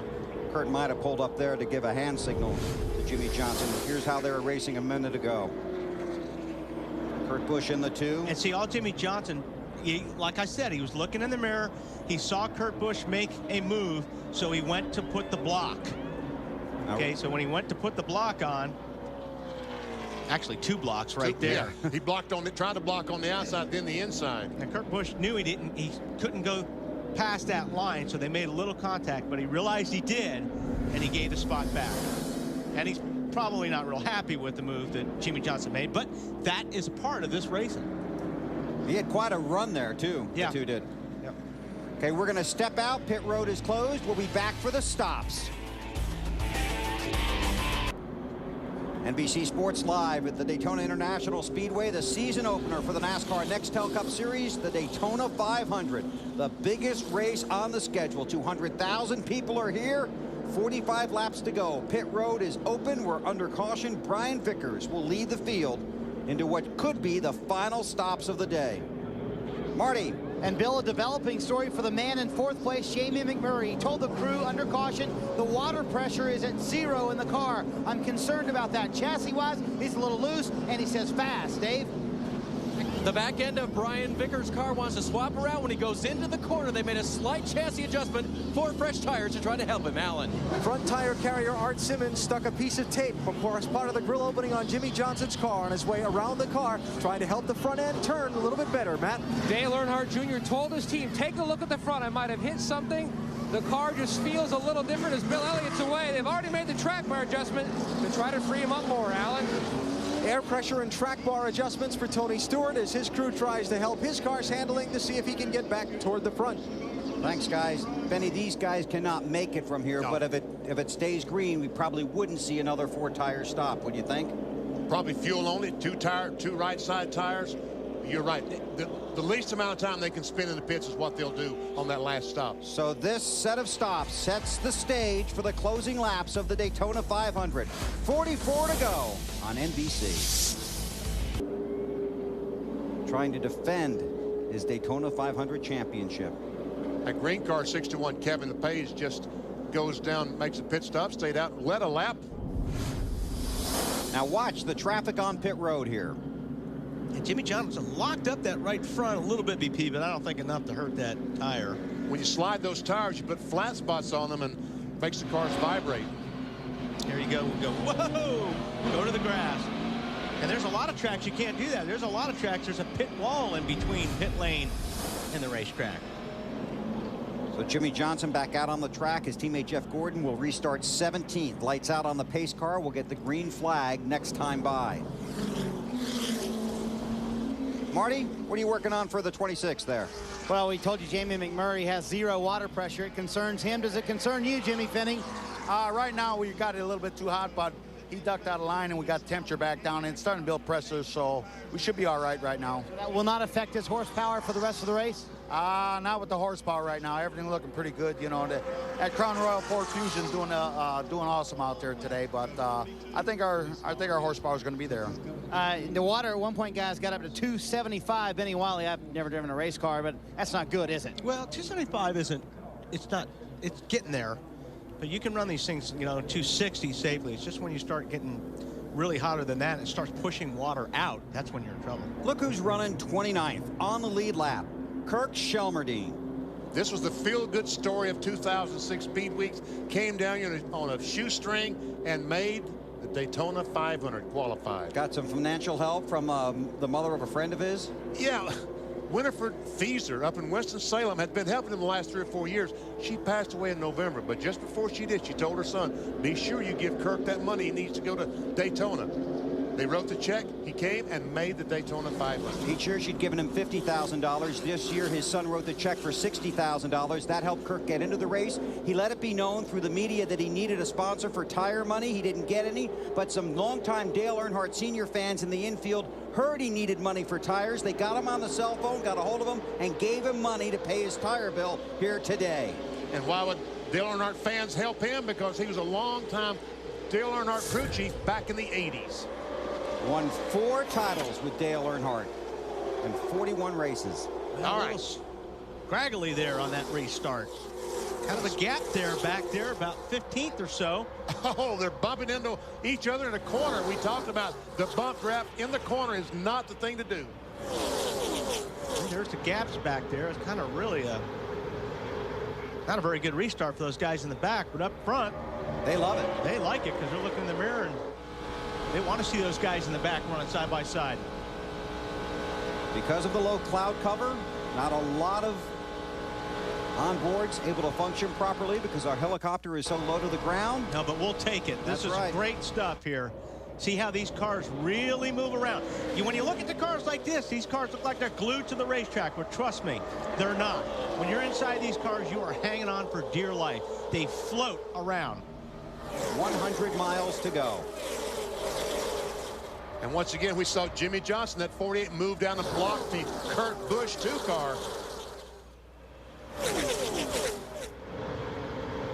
There we go. Kurt trying once again. There's his brother over there, swinging on the outside.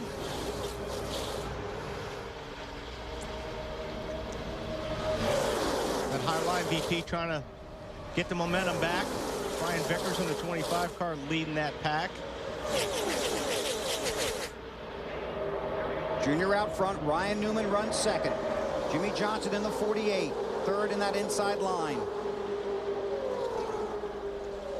Newman to the high side in that 12 car.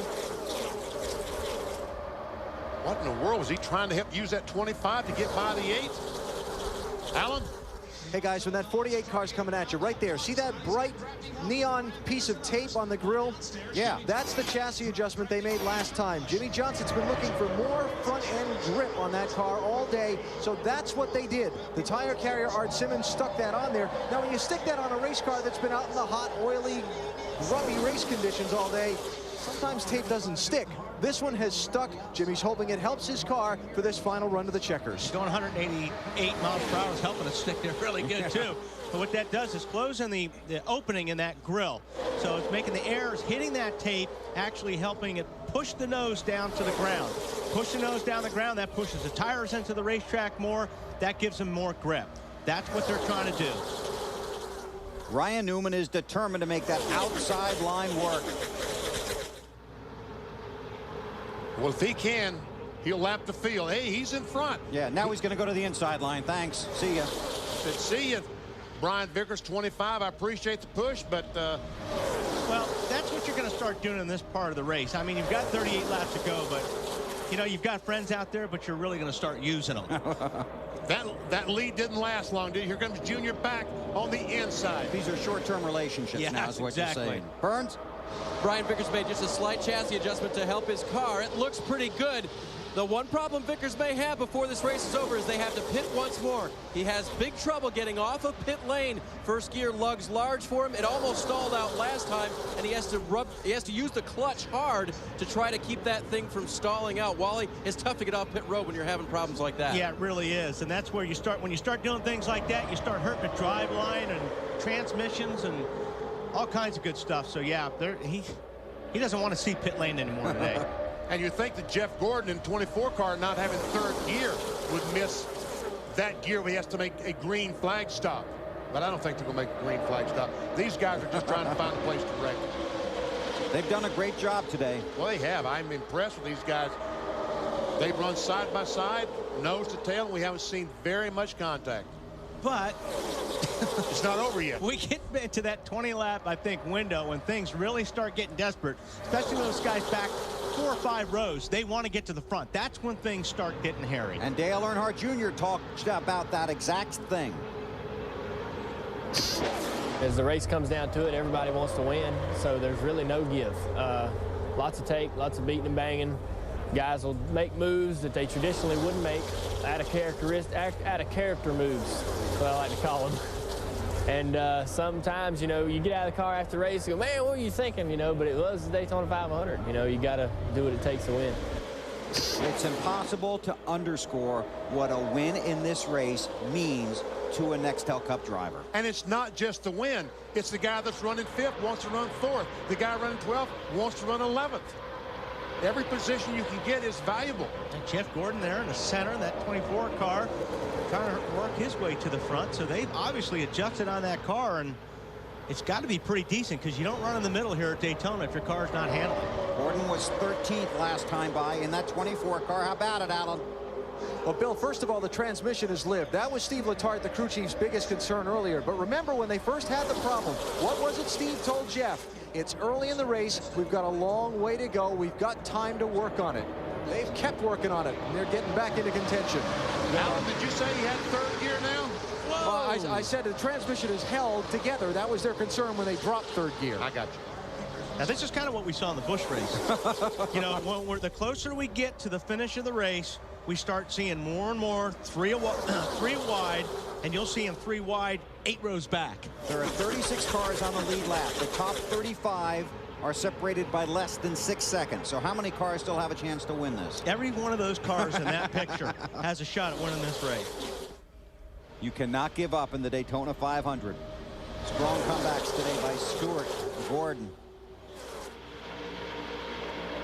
And the 12th car, Ryan Newman. I watched him, and we see Junior give the signal to Kurt Busch to go ahead on the inside.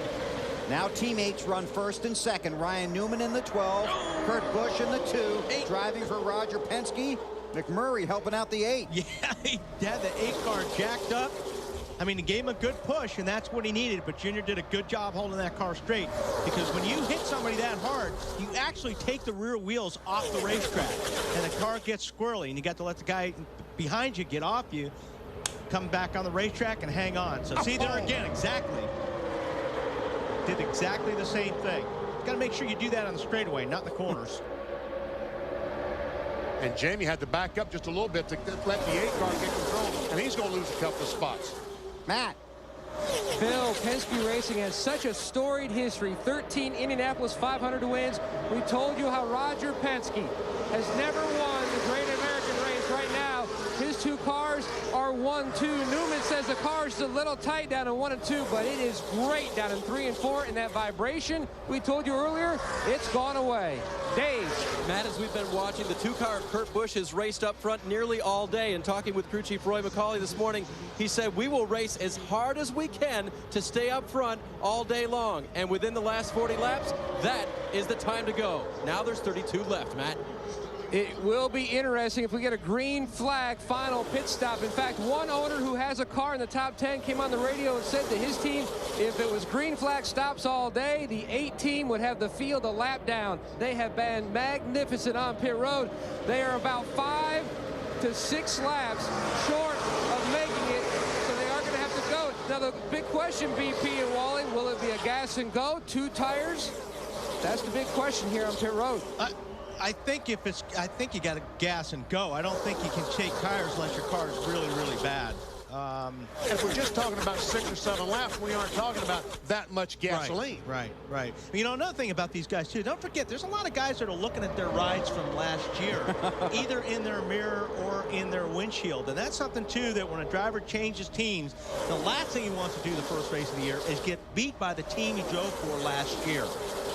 And the first thing he wants to do is beat that guy. And you've got a lot of, you got Busch up there, and Casey Mears is up there, Jamie McMurray's up there. We're all kind of looking at each other's rides. And it looked like a little bit ago that the 8 car was going backwards. And now all of a sudden, 2 laps later, he's going back towards the front again. Talking about the 8 of Dale Earnhardt Jr. That's Hermie Sadler, the 00. Another Cinderella story here in Daytona this week. Made the race.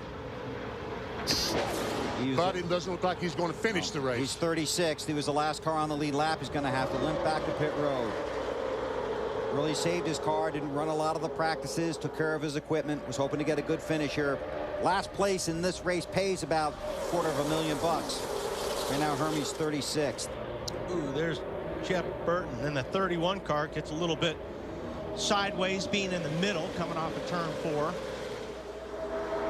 See, wow! McMurray gets in that 5 and almost turns him around. Yeah, it's going to get more and more ugly now as we go. There's going to be a lot less, cooperation with each other. This is going to get pushing and shoving. Marty. Yeah, there's more and more of these moments where you go, how do these guys not wreck? McMurray didn't say anything about that last one, but he says that his car is loose, but he's fast, and that's what he wants it to be. He said, quote, I'm way better than these other guys around me. We can beat all of them. Well, okay, just show us.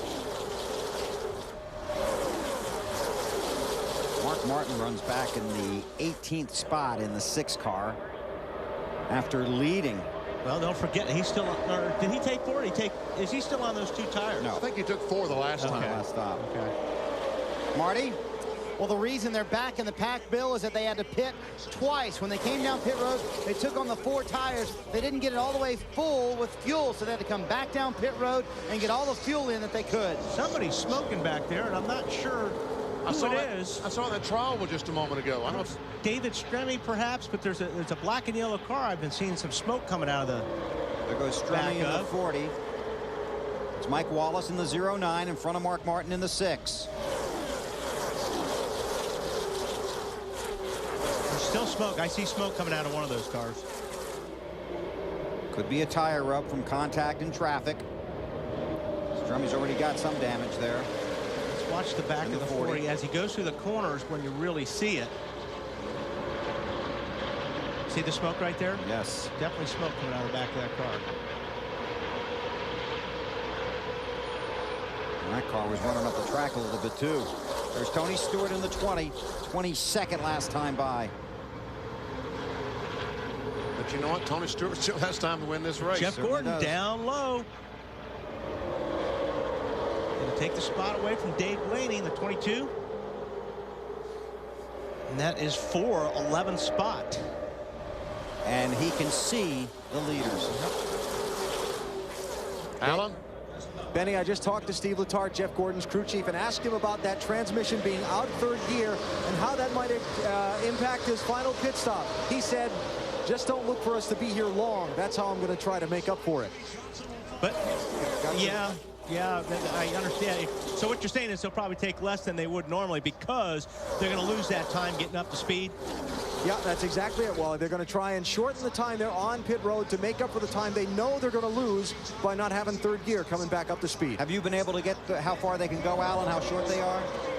Most of these guys are going to be somewhere around 6 or 7 laps short. I am seeing a couple guys that are running the calculations again like somebody may try it. Try to go all the way. Yep, why not? Yeah. Ryan Newman won 8 poles last season, 1 race. Talented young driver from South Bend, Indiana, leading the race, the Daytona 500. How about Kurt Busch in that new ride?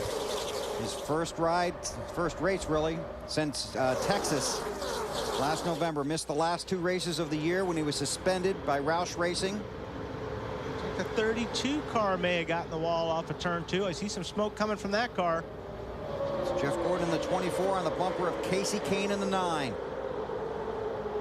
Casey Kane, last time by, was running in the 7th position. Yeah, we see the 32 car now is smoking. Oh, he's gonna wreck it now. And he did. And now he's gonna put some debris down. He's gonna try and get to pit road. All right, now how many caution flags do you have to run in order not to come down pit lane? Oh, wow. I think they'll all come down and change 4 tires. I think so. Yeah. What, 2 tires? I think some of them will probably change 2. I'm taking 4. 25 to go. Well, I would love to have 4, but Mark Martin back there for position, he might take 2. Yeah. Very, very hard to get through the field when they're 3 wide. Now here's a contradiction of terms. Matt Kenseth is the lucky dog. I don't think he'll agree with you no, on that. No, he won't. But... First car off the lead lap. That will put Matt back on the lead lap. Although it's better for me not to see. I don't know how his car's handling, but there's nothing that when you're in a situation as a driver, all of a sudden you're back in it with, 25 laps to go. Well, there's some smoke coming from that car, but it's not from the equipment. Yeah. Overheating from the cockpit. Was run into by Tony Stewart earlier in the race and then was penalized by NASCAR for not responding to the request to behave politely. Matt Kenseth drives a 17 car. There he is, run into the grass by Stewart. Now here's the big part, across the track. Nobody got him. How'd you like to have that look out of the windshield? That's when he was the lucky dog. Now this is what he was penalized for, going down and making a swipe at the 20 cars that came off pit road. They gave him the black and white flag.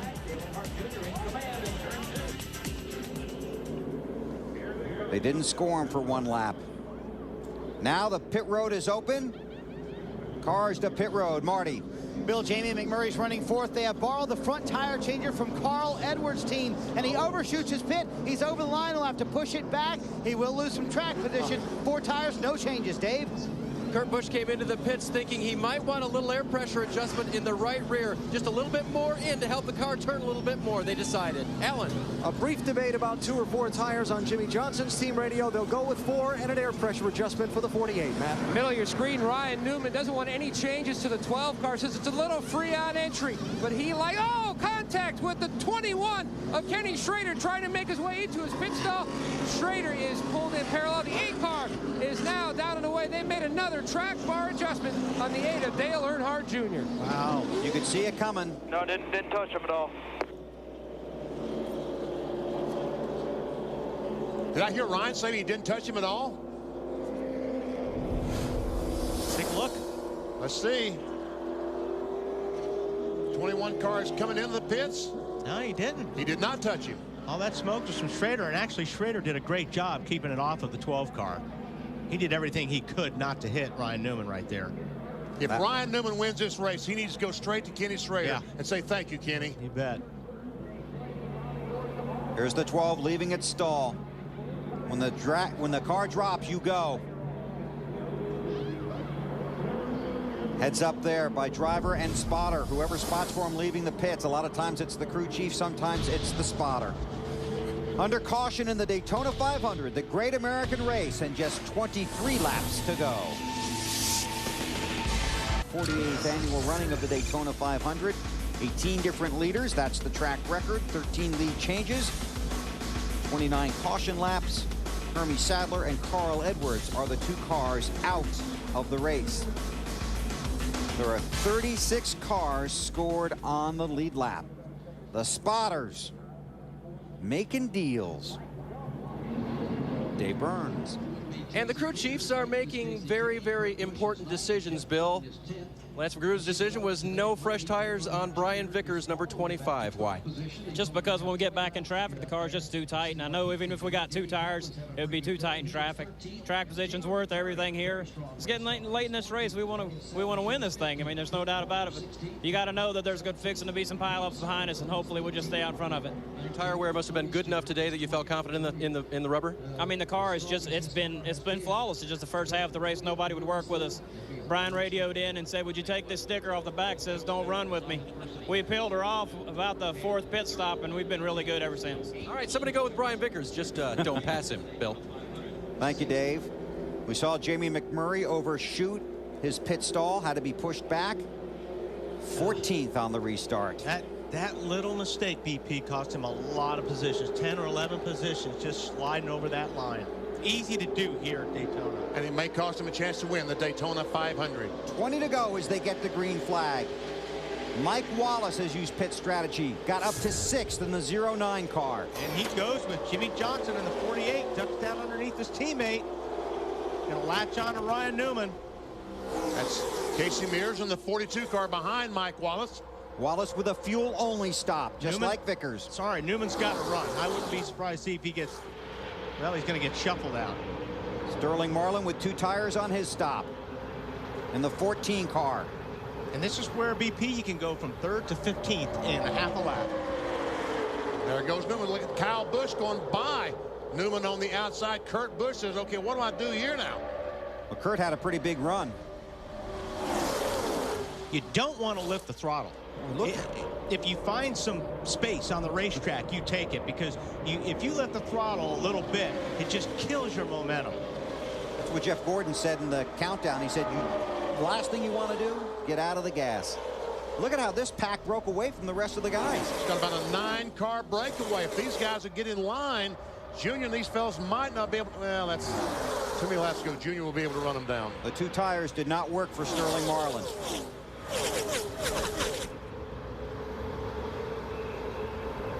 There's Earnhardt with rookie Denny Hamlin, who won the Budweiser shootout here last Sunday. Then Jeff Gordon in the 24 and that Fleet 26 car of Jamie McMurray. Matt on Earnhardt. The biggest problem that Dale Earnhardt Jr. has, he's more like the Lone Ranger, doesn't have a teammate to work with. While the Roush cars are up there, the Dodges of the Penske camp are up there working together. Junior having to do it all on his own as he dips down below the 5 of Kyle Busch, close to that yellow line. Ooh, that was close. That's going to be a close call. He forced his way in that one. Cannot go below the yellow line and pass. Here's the move. Here he comes off the tri-oval. Goes on the bottom. Boy, I'd hate to make that call. I think he's clean. I think it looks to me like he's clean. I think he was on the line, but he wasn't below the line.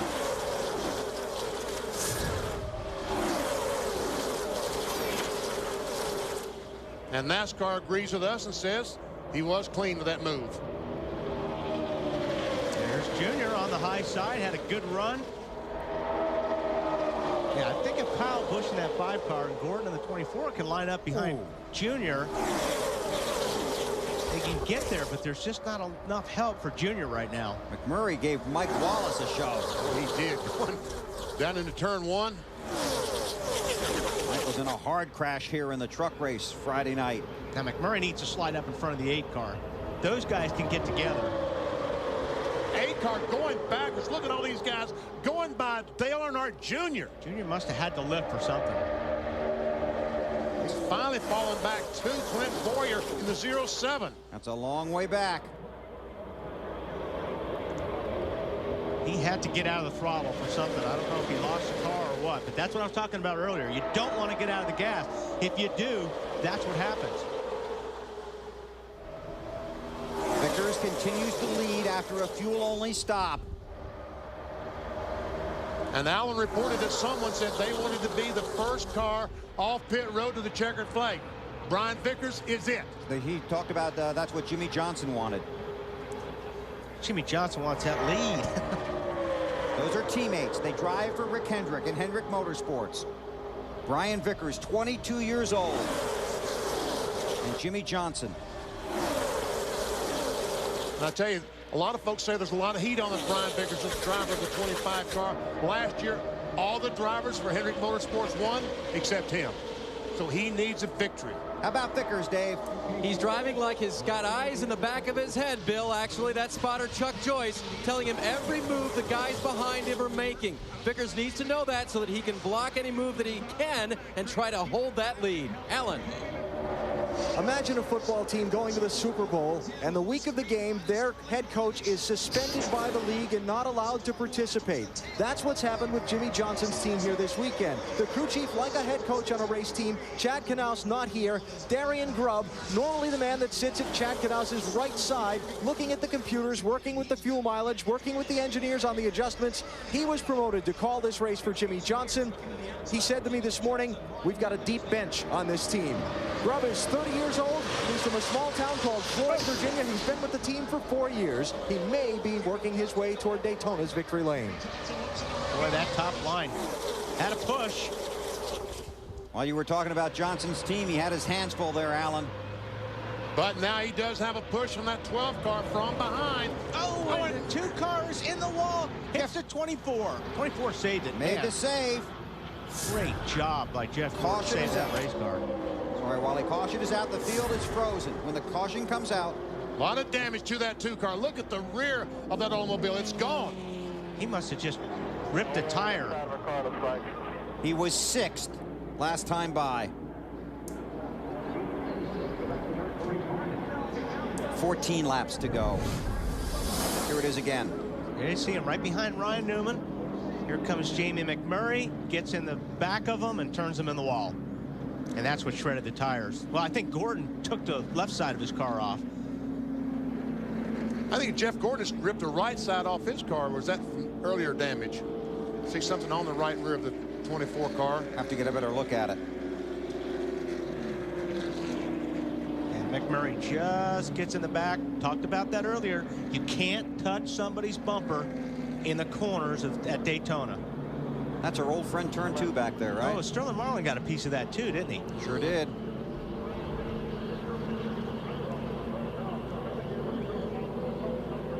Well, that's a disappointing end to Kurt Busch's day. I think Jeff Gordon is probably the guy. Well, maybe the left rear is already flat, or Jeff Gordon might have been the guy that flattened the left rear tire on Kurt Busch's car.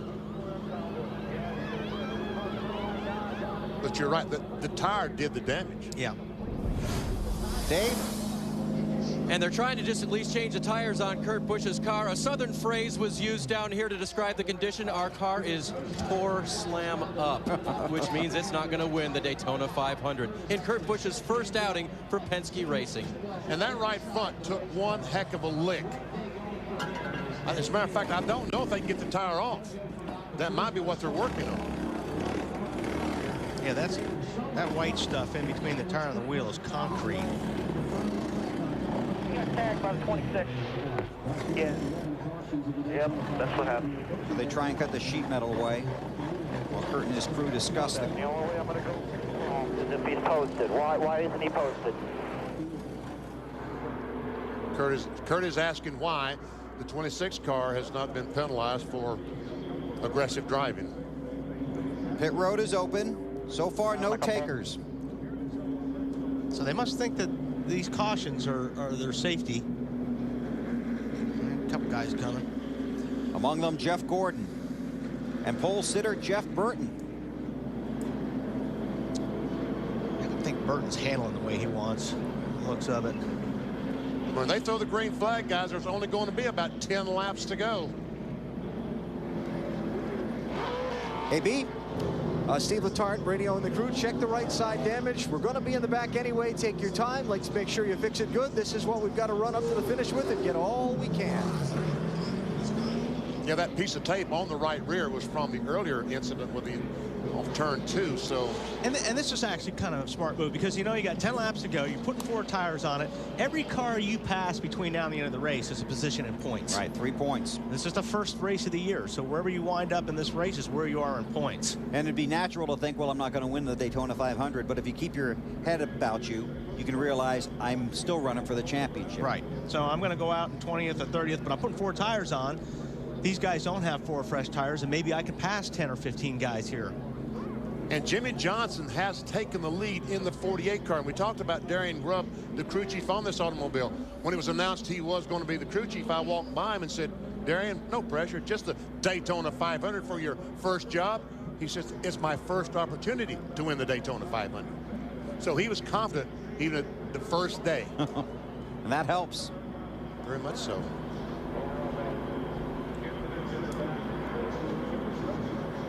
So they continue to work on the car of Jeff Gordon. Jimmy Johnson, his teammate, leads the Daytona 500. It was a good analogy by Alan. This is a team here without their coach, crew chief Chad Canals. He's got a teammate right behind him in Brian Vickers.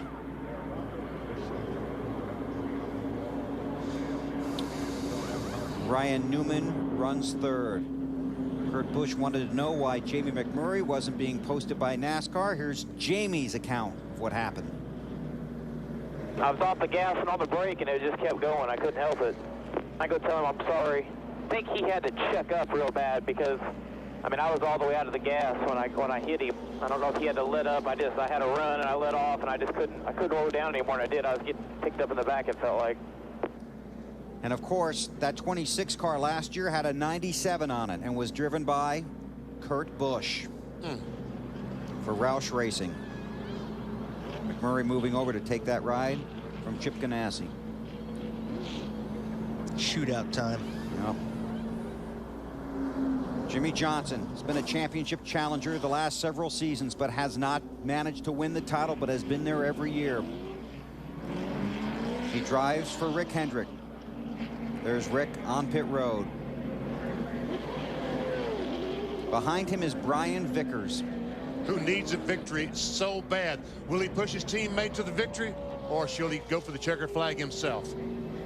A lot of emotion packed into that 25 car as well, Benny.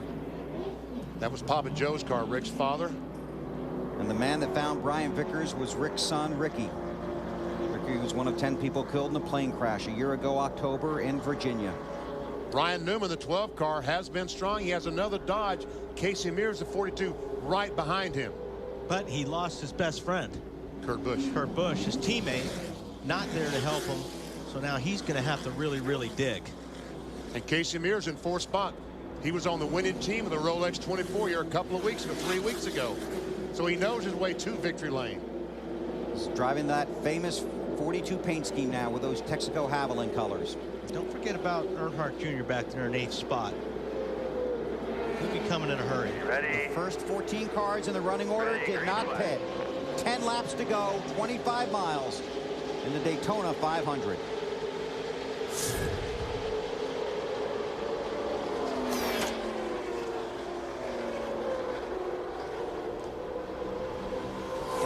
Sadler back there. A couple of those guys look like they laid back a little bit, which may help them on a run to the front. You get a lot of momentum when you lay back. So if you can time it just right and hook up with 2 or 3 guys, you can pick up a lot of ground. Those top 6 cars would love to break away. Matt on Earnhardt. Junior's made it back up to 9th. Now he dropped all the way back to 20th. Under that caution, he said, you know, I made an uncharacteristic mistake, especially in plate racing. It cost me, but no worries. We'll work our way back up to the front. Matt, that's when he got out of line and ended up going backwards? Absolutely. Dropped all the way back to 20th, Bill. Slowly working his way back up, but he's not in that lead group of cars. Going to have to drag with the 5 of Busch to get his pack up to the lead pack. Yeah, I mean, if it works, great if you can pull it off. But if you don't have the momentum to catch that front group, you may not have a shot at the win. Alan, how about Johnson? What do you think his favorite color would be right now, Bill? Here's a hint. Look at the stripe to his left. Jimmy Johnson wants to hug that yellow stripe with this Chevrolet. He thinks if he protects the bottom, he might be able to keep all these hungry drivers behind him all the way to the checkered flag. And Benny, you talked about the pressure on Brian Vickers. Now he's in a difficult situation. He wants to win a race, but he might have to push his teammate to victory. He's getting pushed around right now. Let me tell you, Ryan Newman is all over the rear bumper of that 25 car. The 25 has been loose, and I don't know how much they got that car tightened up, but if Newman keeps pounding on the back of that bumper, that 25 car may just slide up the racetrack. He may lose that spot. And he took fuel only last time. So no tires, no fresh rubber on that 25 car. That always helps the handling. McMurray in the 26 tried to go by on the outside, was not able to make the pass. Here comes Elliott Sadler on the inside, along with the 5 car of Kyle Busch. Casey Kane moved over to block. There's McMurray in the 26. Now these guys racing side by side will let that 8 car catch this group and the group that he's towing.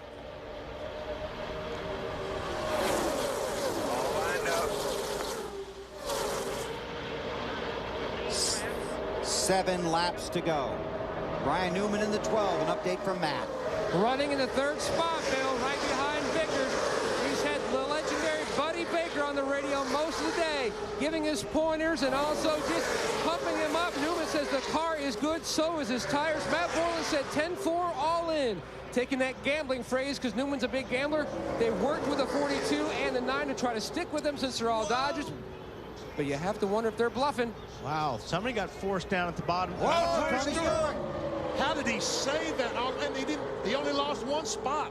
Well, he's going to lose some more as he lost his momentum. Yeah, that was Kyle Busch, and that's not over. Yeah, if the 20 gets back to the 5. Man. 6 laps to go. Looks like Tony Stewart dives to the bottom well, Kyle Busch just ran him down to the bottom of the racetrack. Well, blocked him. Yeah, went to block him. Stewart had that thing sideways, too. He sure did. And look at Dale Earnhardt Jr. in the 8 car. He's trying to work his way back. There he is in about 5th or 6th spot. And looks like Vickers is going to the back. Newman has been able to get by the 25 car. Here comes Casey Mears, 42. Yeah, I don't think that 25 car has got the tires he needs to do what he's got to do. Black flag. Kyle Busch in the 5 car. Aggressive driving. It's a pass-through penalty. Kyle Busch was 9th last time by. He'll have to come down pit road at 55 miles per hour under green while the rest of the field goes around the track at 190. And he'll have to do it, otherwise he'd be like Matt Kenseth, and they'll pull his scorecard. But the big difference between the penalty that he's getting is he's got to serve his under green. Tony Stewart just had to go to the back of the pack. That's correct. So basically the 5 car is out of the race. Carl, they got us up on the board. 2 wide, 2 wide. He's not going to get the pit lane this lap. He might have trouble getting to pit lane. If he does, it's going to be a big wreck. Be 4 to go when they get to the line this time. Jimmy Johnson leads. Ryan Newman 2nd. Casey Mears 3rd. Update on Kurt from Dave. And Kurt agreed to talk to us right now. He just asked, let me get over to this side. Kurt, you've had about 5 minutes to sit in your car while they rolled it back to the garage here. What was going through your mind? Yeah, we had a great car all day. I was so proud of our team. Miller Lite Dodge was beautiful. Working with my teammate Ryan Newman, we had a shot at winning this race. And Rogers won the... oh, it's too bad watching TV right now. But Rogers won the Indy race 13 times, and we were really going to do it today, but came up just a bit short. So thanks to all my sponsors. Great ride today. Mobile One and Altel on Ryan's car and all our great guys that we've got behind us. So we'll be back. That was just thank you very much. Kurt out of the 500, and so is the car that got tangled up with it, Bill. Kurt didn't really seem sincere to me when he said that. Sounded a little sarcastic. Yeah. I mean, thanks, Dave. Appreciate you going back there and getting that. So Jamie McMurray brings out the caution. We could be looking at a green-white checkered finish in the Daytona 500. I thought Bobby Labonte might be involved, and let's see. There we see Jeff Burton going up trying to block the 26. They both get in the outside retaining wall, and McMurray loses it and does get into Bobby Labonte in the 43. And then Bobby hits the wall. And Denny Hamlin runs in the back of the 31. Maybe not too badly. Yeah, I think Hamlin will be okay. Boy, that 26 is hurt.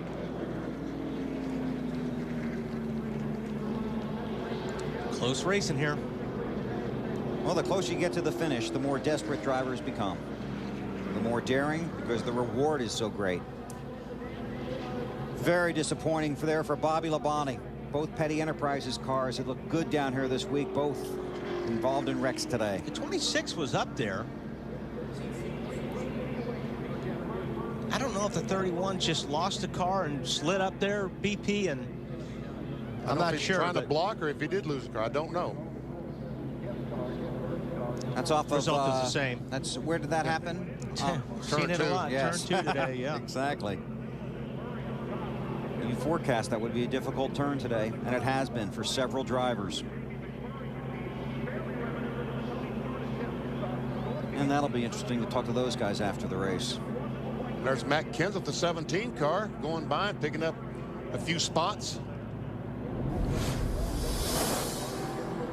43, Bobby Labonte. Denny Hamlin, Jamie McMurray, Jeff Burton, Bobby Labonte. Damage late in the Daytona 500. I think Jeff Burton is going to have to come to pit road, because I saw there he is on pit road. I saw some smoke off the tires where they're rubbing the fenders. Good call on your part, Benny.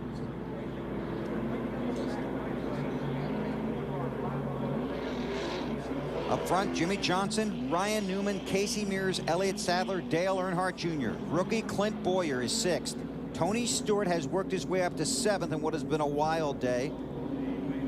Then it's Casey Kane, Brian Vickers, Kyle Busch serving a pass-through penalty for aggressive driving. Which means now he has to start at the end of the longest line, because when he gets to pit road, all the cars on the racetrack get to go by him before he get back out. Which is still better than doing it under the green. Oh, because yes. he would have lost a lap if he did it under the green. Very much so.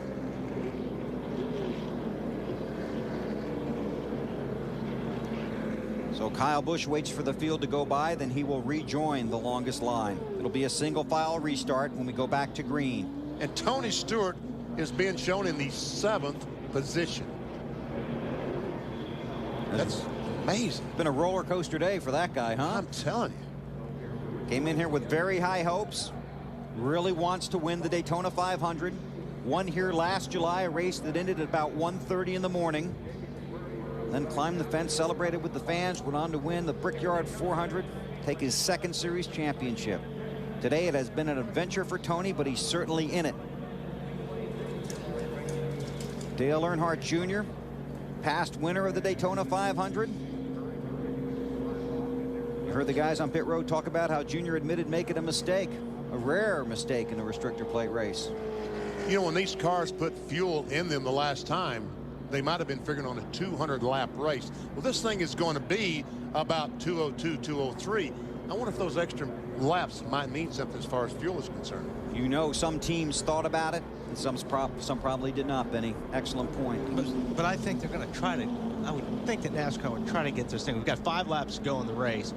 They would try to get this thing off as close as possible to the real finish, so they don't run into that problem. Well, we've already completed actually 198. Oh, okay. This is coming down for 199. Yeah. Okay. You trusted the computer. What am I thinking? Gosh. Matt. Well, Bill, Dale Earnhardt Jr. has climbed to 5th, and he's, like I mentioned before, all by himself trying to figure out who he can get to work with him. But he was telling his crew chief, Tony Eury Jr., about his race car, which has been tight, but also about the motor under the hood. I'm doing everything I do. I'm just scared to go up there, lose all these spots. You know, y'all pit stops have been so damn good all day long. I hate to not get the finish it deserves. It's like that old motor's like an old man. It'll wake up, run for a while, fall back asleep. That sounds like Weber in the booth. Oh, thank you. Don't wake me up. Matt, that's entertaining to listen to him during an afternoon, isn't it? It's like Comedy Central, Bill. It's a pleasure to listen. I really think he should syndicate his radio traffic. But meanwhile, the 12 of Newman, he's trying to work with the 42 and the 38. He said, look, if they work with me, when we get to the last lap, it's every man for himself. But Wally and BP, can you wait that long if you're the 42 and 38? No. No. No, they got to make it 3-4 wide. That's what they got to do. Let's get an update from Alan. All right, Darian Grubb, here's one of your duties as crew chief for the day. You get to talk to the TV reporter in the final laps. What's your driver saying about his chances to hold this pack off? I think his chances are very good. Chad Knaus and Mr. Hendrick have built an incredible team in this Lowe's 48 team. The Lowe's Monte Carlo has been great all night. I don't think we've fallen out of the top 10 the entire night. Makes my job pretty easy to be able to call a race like this. These guys are incredible, and we're just going to see how it works out. Are you nervous at all? Well, I mean, all these fans up here are nervous to see how the finish turns out. What about you? Why would I be nervous? I got the greatest car and the greatest driver. There's a good answer. Good luck. Jimmy Johnson drives for Hendrick Motorsports. Hendrick Motorsports and Rick Hendrick have won 5 Daytona 500s, with Jeff Bodine 1 victory. Jeff Gordon has 3. Darrell Waltrip has 1. Darrell Waltrip got his only Daytona 500 victory in 1989. It came 17 years ago today, on February 19th. Don't forget, NBC's coverage of the Winter Olympics continues at 7 o'clock Eastern and Pacific tonight. Big night of all the coverage right here on NBC. Lights on the pace car go out. Will be a green-white checkered finish. NASCAR will make one attempt to finish this race under the green flag. Next time by, the field will get the green flag. They'll make one lap, then get the white flag, indicating there's one lap remaining in the race. Then they'll come around and get the checkers. If the caution comes out during this period, the race is over. NASCAR will use 18 scoring loops around the track and video replays to determine the final order. If the caution comes out, the field is frozen. You do not race back to the caution flag. 3 extra laps. 7.5 miles. Somebody gonna run out? I know, it's about a gallon and a half of fuel extra. It could be. Especially that, you know, those stops. You're just trying to put as much fuel in as you need for track position. So, let's see. I know there's some guys worried about it. I would think so. Well, when you're sitting in this situation right now, I mean, Jimmy Johnson sitting there going, man, I can't screw this. I can't screw this restart up. Then you've got guys like Newman and Casey Mears and Elliott Sadler, Earnhardt Jr. They've got to make the best restart that they've ever made because they're out of time. They have got to make it. They've got to pull out and make passes. Earnhardt Jr. maybe telling Elliott Sadler, I'll push you up there, buddy. That could be a signal that... But you'll see a lot of mirror driving right now, especially on that 48 car. He's going to be looking at the back of that car as much as the front. He has to. Because if they get beside him, it's over for him. This race starts the season. You win it, it makes your season. The Daytona 500. Jimmy Johnson looking for his first win here and beginning pursuit of the championship chase. The first 4 cars Checkered, watch the 48. You know what he did at halfway. So. has never won the Daytona 500. Earnhardt in 5th has. But he wants it just as badly as those 4. Yeah, ready. Green flag. 2 laps to go. It's like Elliott Sadler, the 38 and junior, might have laid back to get a run, but did they lay back too much? Yeah, we saw that the last time, BP, so they're out of time. Hopefully it'll work for them this time. It looks like they got a little bit better run than the last restart, and they've got a lot more cars lined up behind them than the front 3. The rookie Clint Boyer in the 07 behind Earnhardt. They're going to catch the front 3. Lap and a half to go. Oh, yeah, they've got a big run, especially Elliott Sadler. If he times this right, he can make a pass. Everybody's lined up. But they're lined up. Somebody's got to make a move. It's going to happen. Off of turn 4. At the line this time, the white flag. 1 lap to go at Daytona. It's Junior that's making the move. He didn't want to do it, he said, but he's going to the outside. Got to. It's a Daytona 500. He's got to try, at least try to win. Meanwhile, Ryan Newman looked both sides of Johnson, nowhere to go, stays in line. This is what Johnson wants to see in his mirror, though. He wants to see those guys behind him, side by side. Casey Mears runs third. Junior's losing positions as he tries to get by on the outside. Tony Stewart has moved into 5th, 6th. Here goes Ryan Newman. He's going to try the high side. Which way will Mears go? Oh, hose this 12 car of Ryan Newman. Keep pedaling it, man. Keep pedaling. That's a clear by 4. That's exactly. Crash behind him. Crash behind him. The caution is out. The race is over. Jimmy Johnson has won the Daytona 500. You are my hero.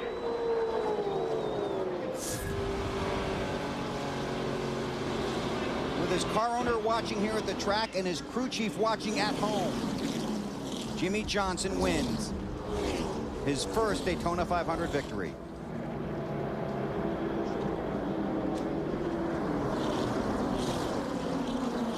Sorry, not here, buddy, but you're behind us 100%, buddy.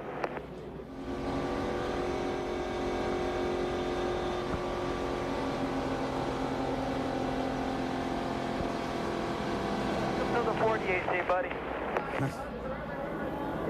Darian Grubb, his first race as crew chief. He said, it's my first opportunity to win. And guess what? He made the most of it. Because of the caution coming out and the field being frozen, NASCAR will have to use... Unbelievable, guys. Unbelievable. NASCAR will use computer scoring and video replays to determine the final finishing order. To Alan Bestwick. First, a word with the team owner, Rick Hendrick. Rick, congratulations, another Daytona 500 win. I'm out of breath, I'll tell you this. This race is unbelievable, and it's just a race everybody wants to win. This team's had a tough couple of weeks, and it's unbelievable. We're just going to celebrate this one and wish Chad was here. Great, proud of the guy.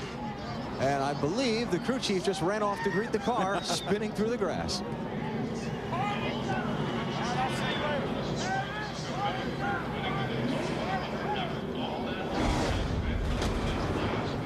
Chevy congratulates Jimmy Johnson and the 48 Monte Carlo SS on another great Team Chevy victory. 25 of the last 34 NASCAR Manufacturers Championships and counting. Chevy and American Revolution. There was a crash on the last lap.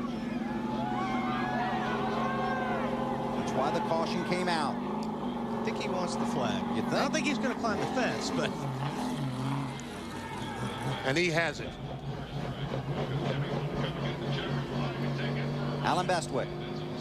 Congratulations. You've won the Daytona 500 as a crew chief. I don't even know what to say right now. I have no idea what to say. I mean, I just got to thank Chad Canales for building this team the way he built it, Mr. Hendrick and everybody for giving me the opportunity, and just all the tools that they put in place. This is just a super easy day, but we won the Daytona 500. Kind of a story you can tell your grandkids someday, huh? I'll tell everybody this for the rest of my life. Congratulations.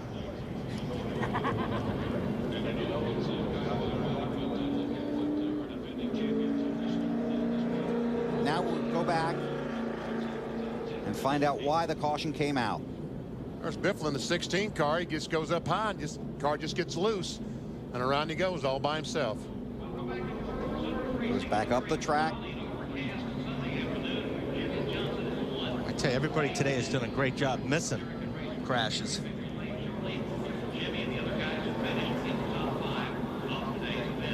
Jamie McMurray, the driver of the 26, was treated and released from the infield care center, and he apologized for the contact that took Kurt Busch out of the race.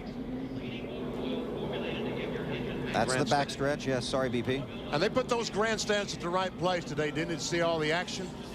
Matt. Well, Newman just got a high five from his father. Your dad's in tears over this second place finish.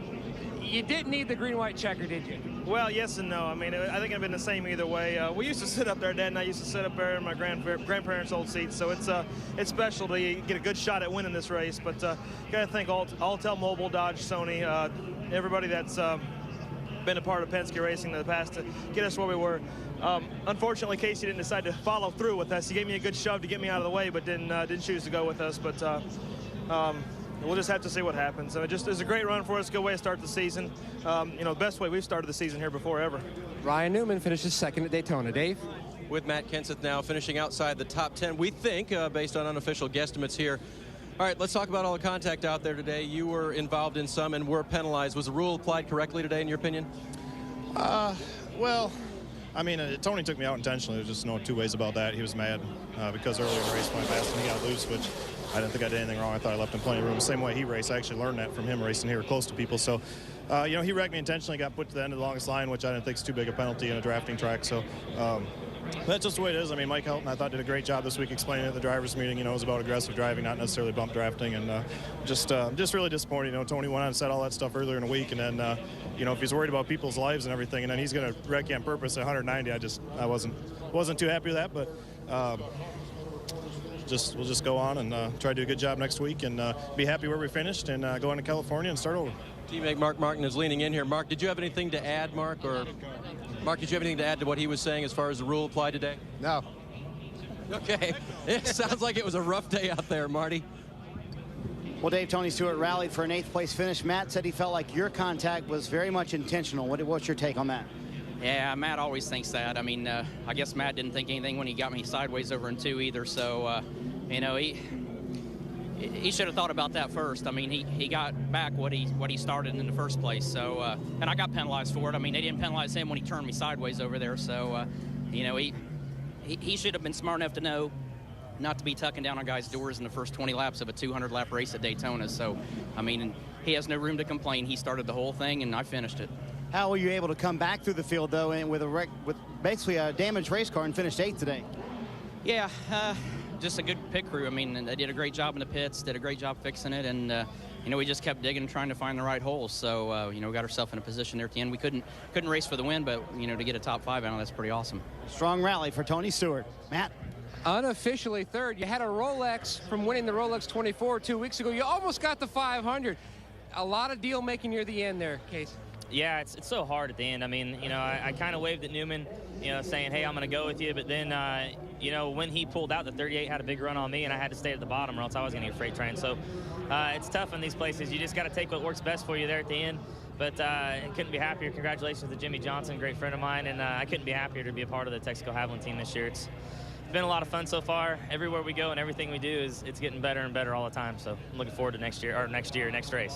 What a way to start out the season for Casey Mears, unofficially third. Dave? And Matt Dale Earnhardt Jr. has looked over the scoring pylon there and decided that you are officially where? 6th place. Okay, he bets it's going to be 6th place. But overall today, you ran strong and ran hard in that 8 car. Yeah, we fought a push the whole time we've been down here, and even on that last lap when I went to the outside of the 38, got a real big push center off of 2 and had to back up and ruined Casey Kane's run that he had, and we were just kind of stuck. And then I don't know what happened on the front straightaway. We passed a bunch of them back days beating on each other or something, but I'm so proud of my team. They give me a good car. DEI, we come down here and ran great. That's all I wanted to do, and I'm real proud of everybody back at the shop and all my guys down here that been working on this car for the last week. It's been a long week, so we're real happy to be able to come out of here. A lot of guys weren't so fortunate, so we're happy with the top 10. And surely there'll be better finishes for Junior here at Daytona in the future. Alan? In victory lane at Daytona with the Daytona 500 winner.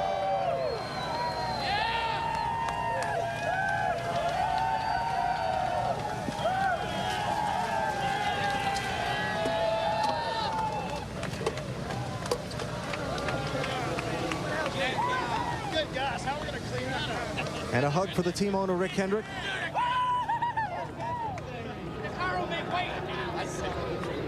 And a victory kiss from his wife, Chandra. There's more confetti than we need in victory lane. A little overload, huh? Jimmy, you have won the Daytona 500. Can you tell me what that means to you? Say that a few more times. It hasn't even set in. I am so proud of this race team. Obviously, it's been a tough week for us. I wish Chad Knaus was here. I know he's kicking his TV set in right now. It's so bummed out, but his hard work got this team to where it is. Thank you. These guys up here that are getting rowdy, great pit stops, great race car. Everyone stepped up when we needed to. I have to thank Lowe's, all their employee owners, Hendrick Motorsports for the great race car, my teammates. I can't believe this. Tomorrow morning it'll finally soak in, I bet. You didn't lead for a long time in this race. Were you wondering if you could get the lead? Yeah, I could. I just, you know, I've been aggressive before. I've made some mistakes. I've caused wrecks. A lot of different things have happened. And tonight I just wanted to sit and ride and take care of things. And, you know, after all the trouble this team's been through and all the criticism, I'm going to dedicate this one to all the haters of the 48 team because we won and we're in victory lane at Daytona for the Daytona 500. Earlier in the week when the problems came down that forced your crew chief to leave, did you really believe your chance to win the 500 was hurt, or did you really believe this team had enough strength to be here where you are now? I did. Deep down inside my heart, I believed that this team could still win it. There's no doubt not having Chad here was going to be a huge, huge handicap for this race team, but everybody stepped up and overcame it. Darian Grubb stepped in, filled in as crew chief. First time as crew chief for the Cup level, wins his first race. Everybody stepped up, so I'm just so proud of this Lowe's team. The last couple of laps, the green-white checker, Ryan Newman behind you trying to get a run on you. Tell me what was going through your mind, what you were doing on the track. I knew that I needed to get a good clean start. I got up through the gears and got going, and this Monte Carlo was on rails after that, and I knew Ryan was going to try to get a run on me, and when he went to the top, I stayed committed to the bottom, and one of my, not high school friends, but one of my friends through the off-road ranks, Casey Mears, was behind me, and I knew at that point I was in good shape, so here we are. Daytona 500 winner, Jimmie Johnson. Want me to say it again? Yeah, say it some more, please. We won the Daytona 500!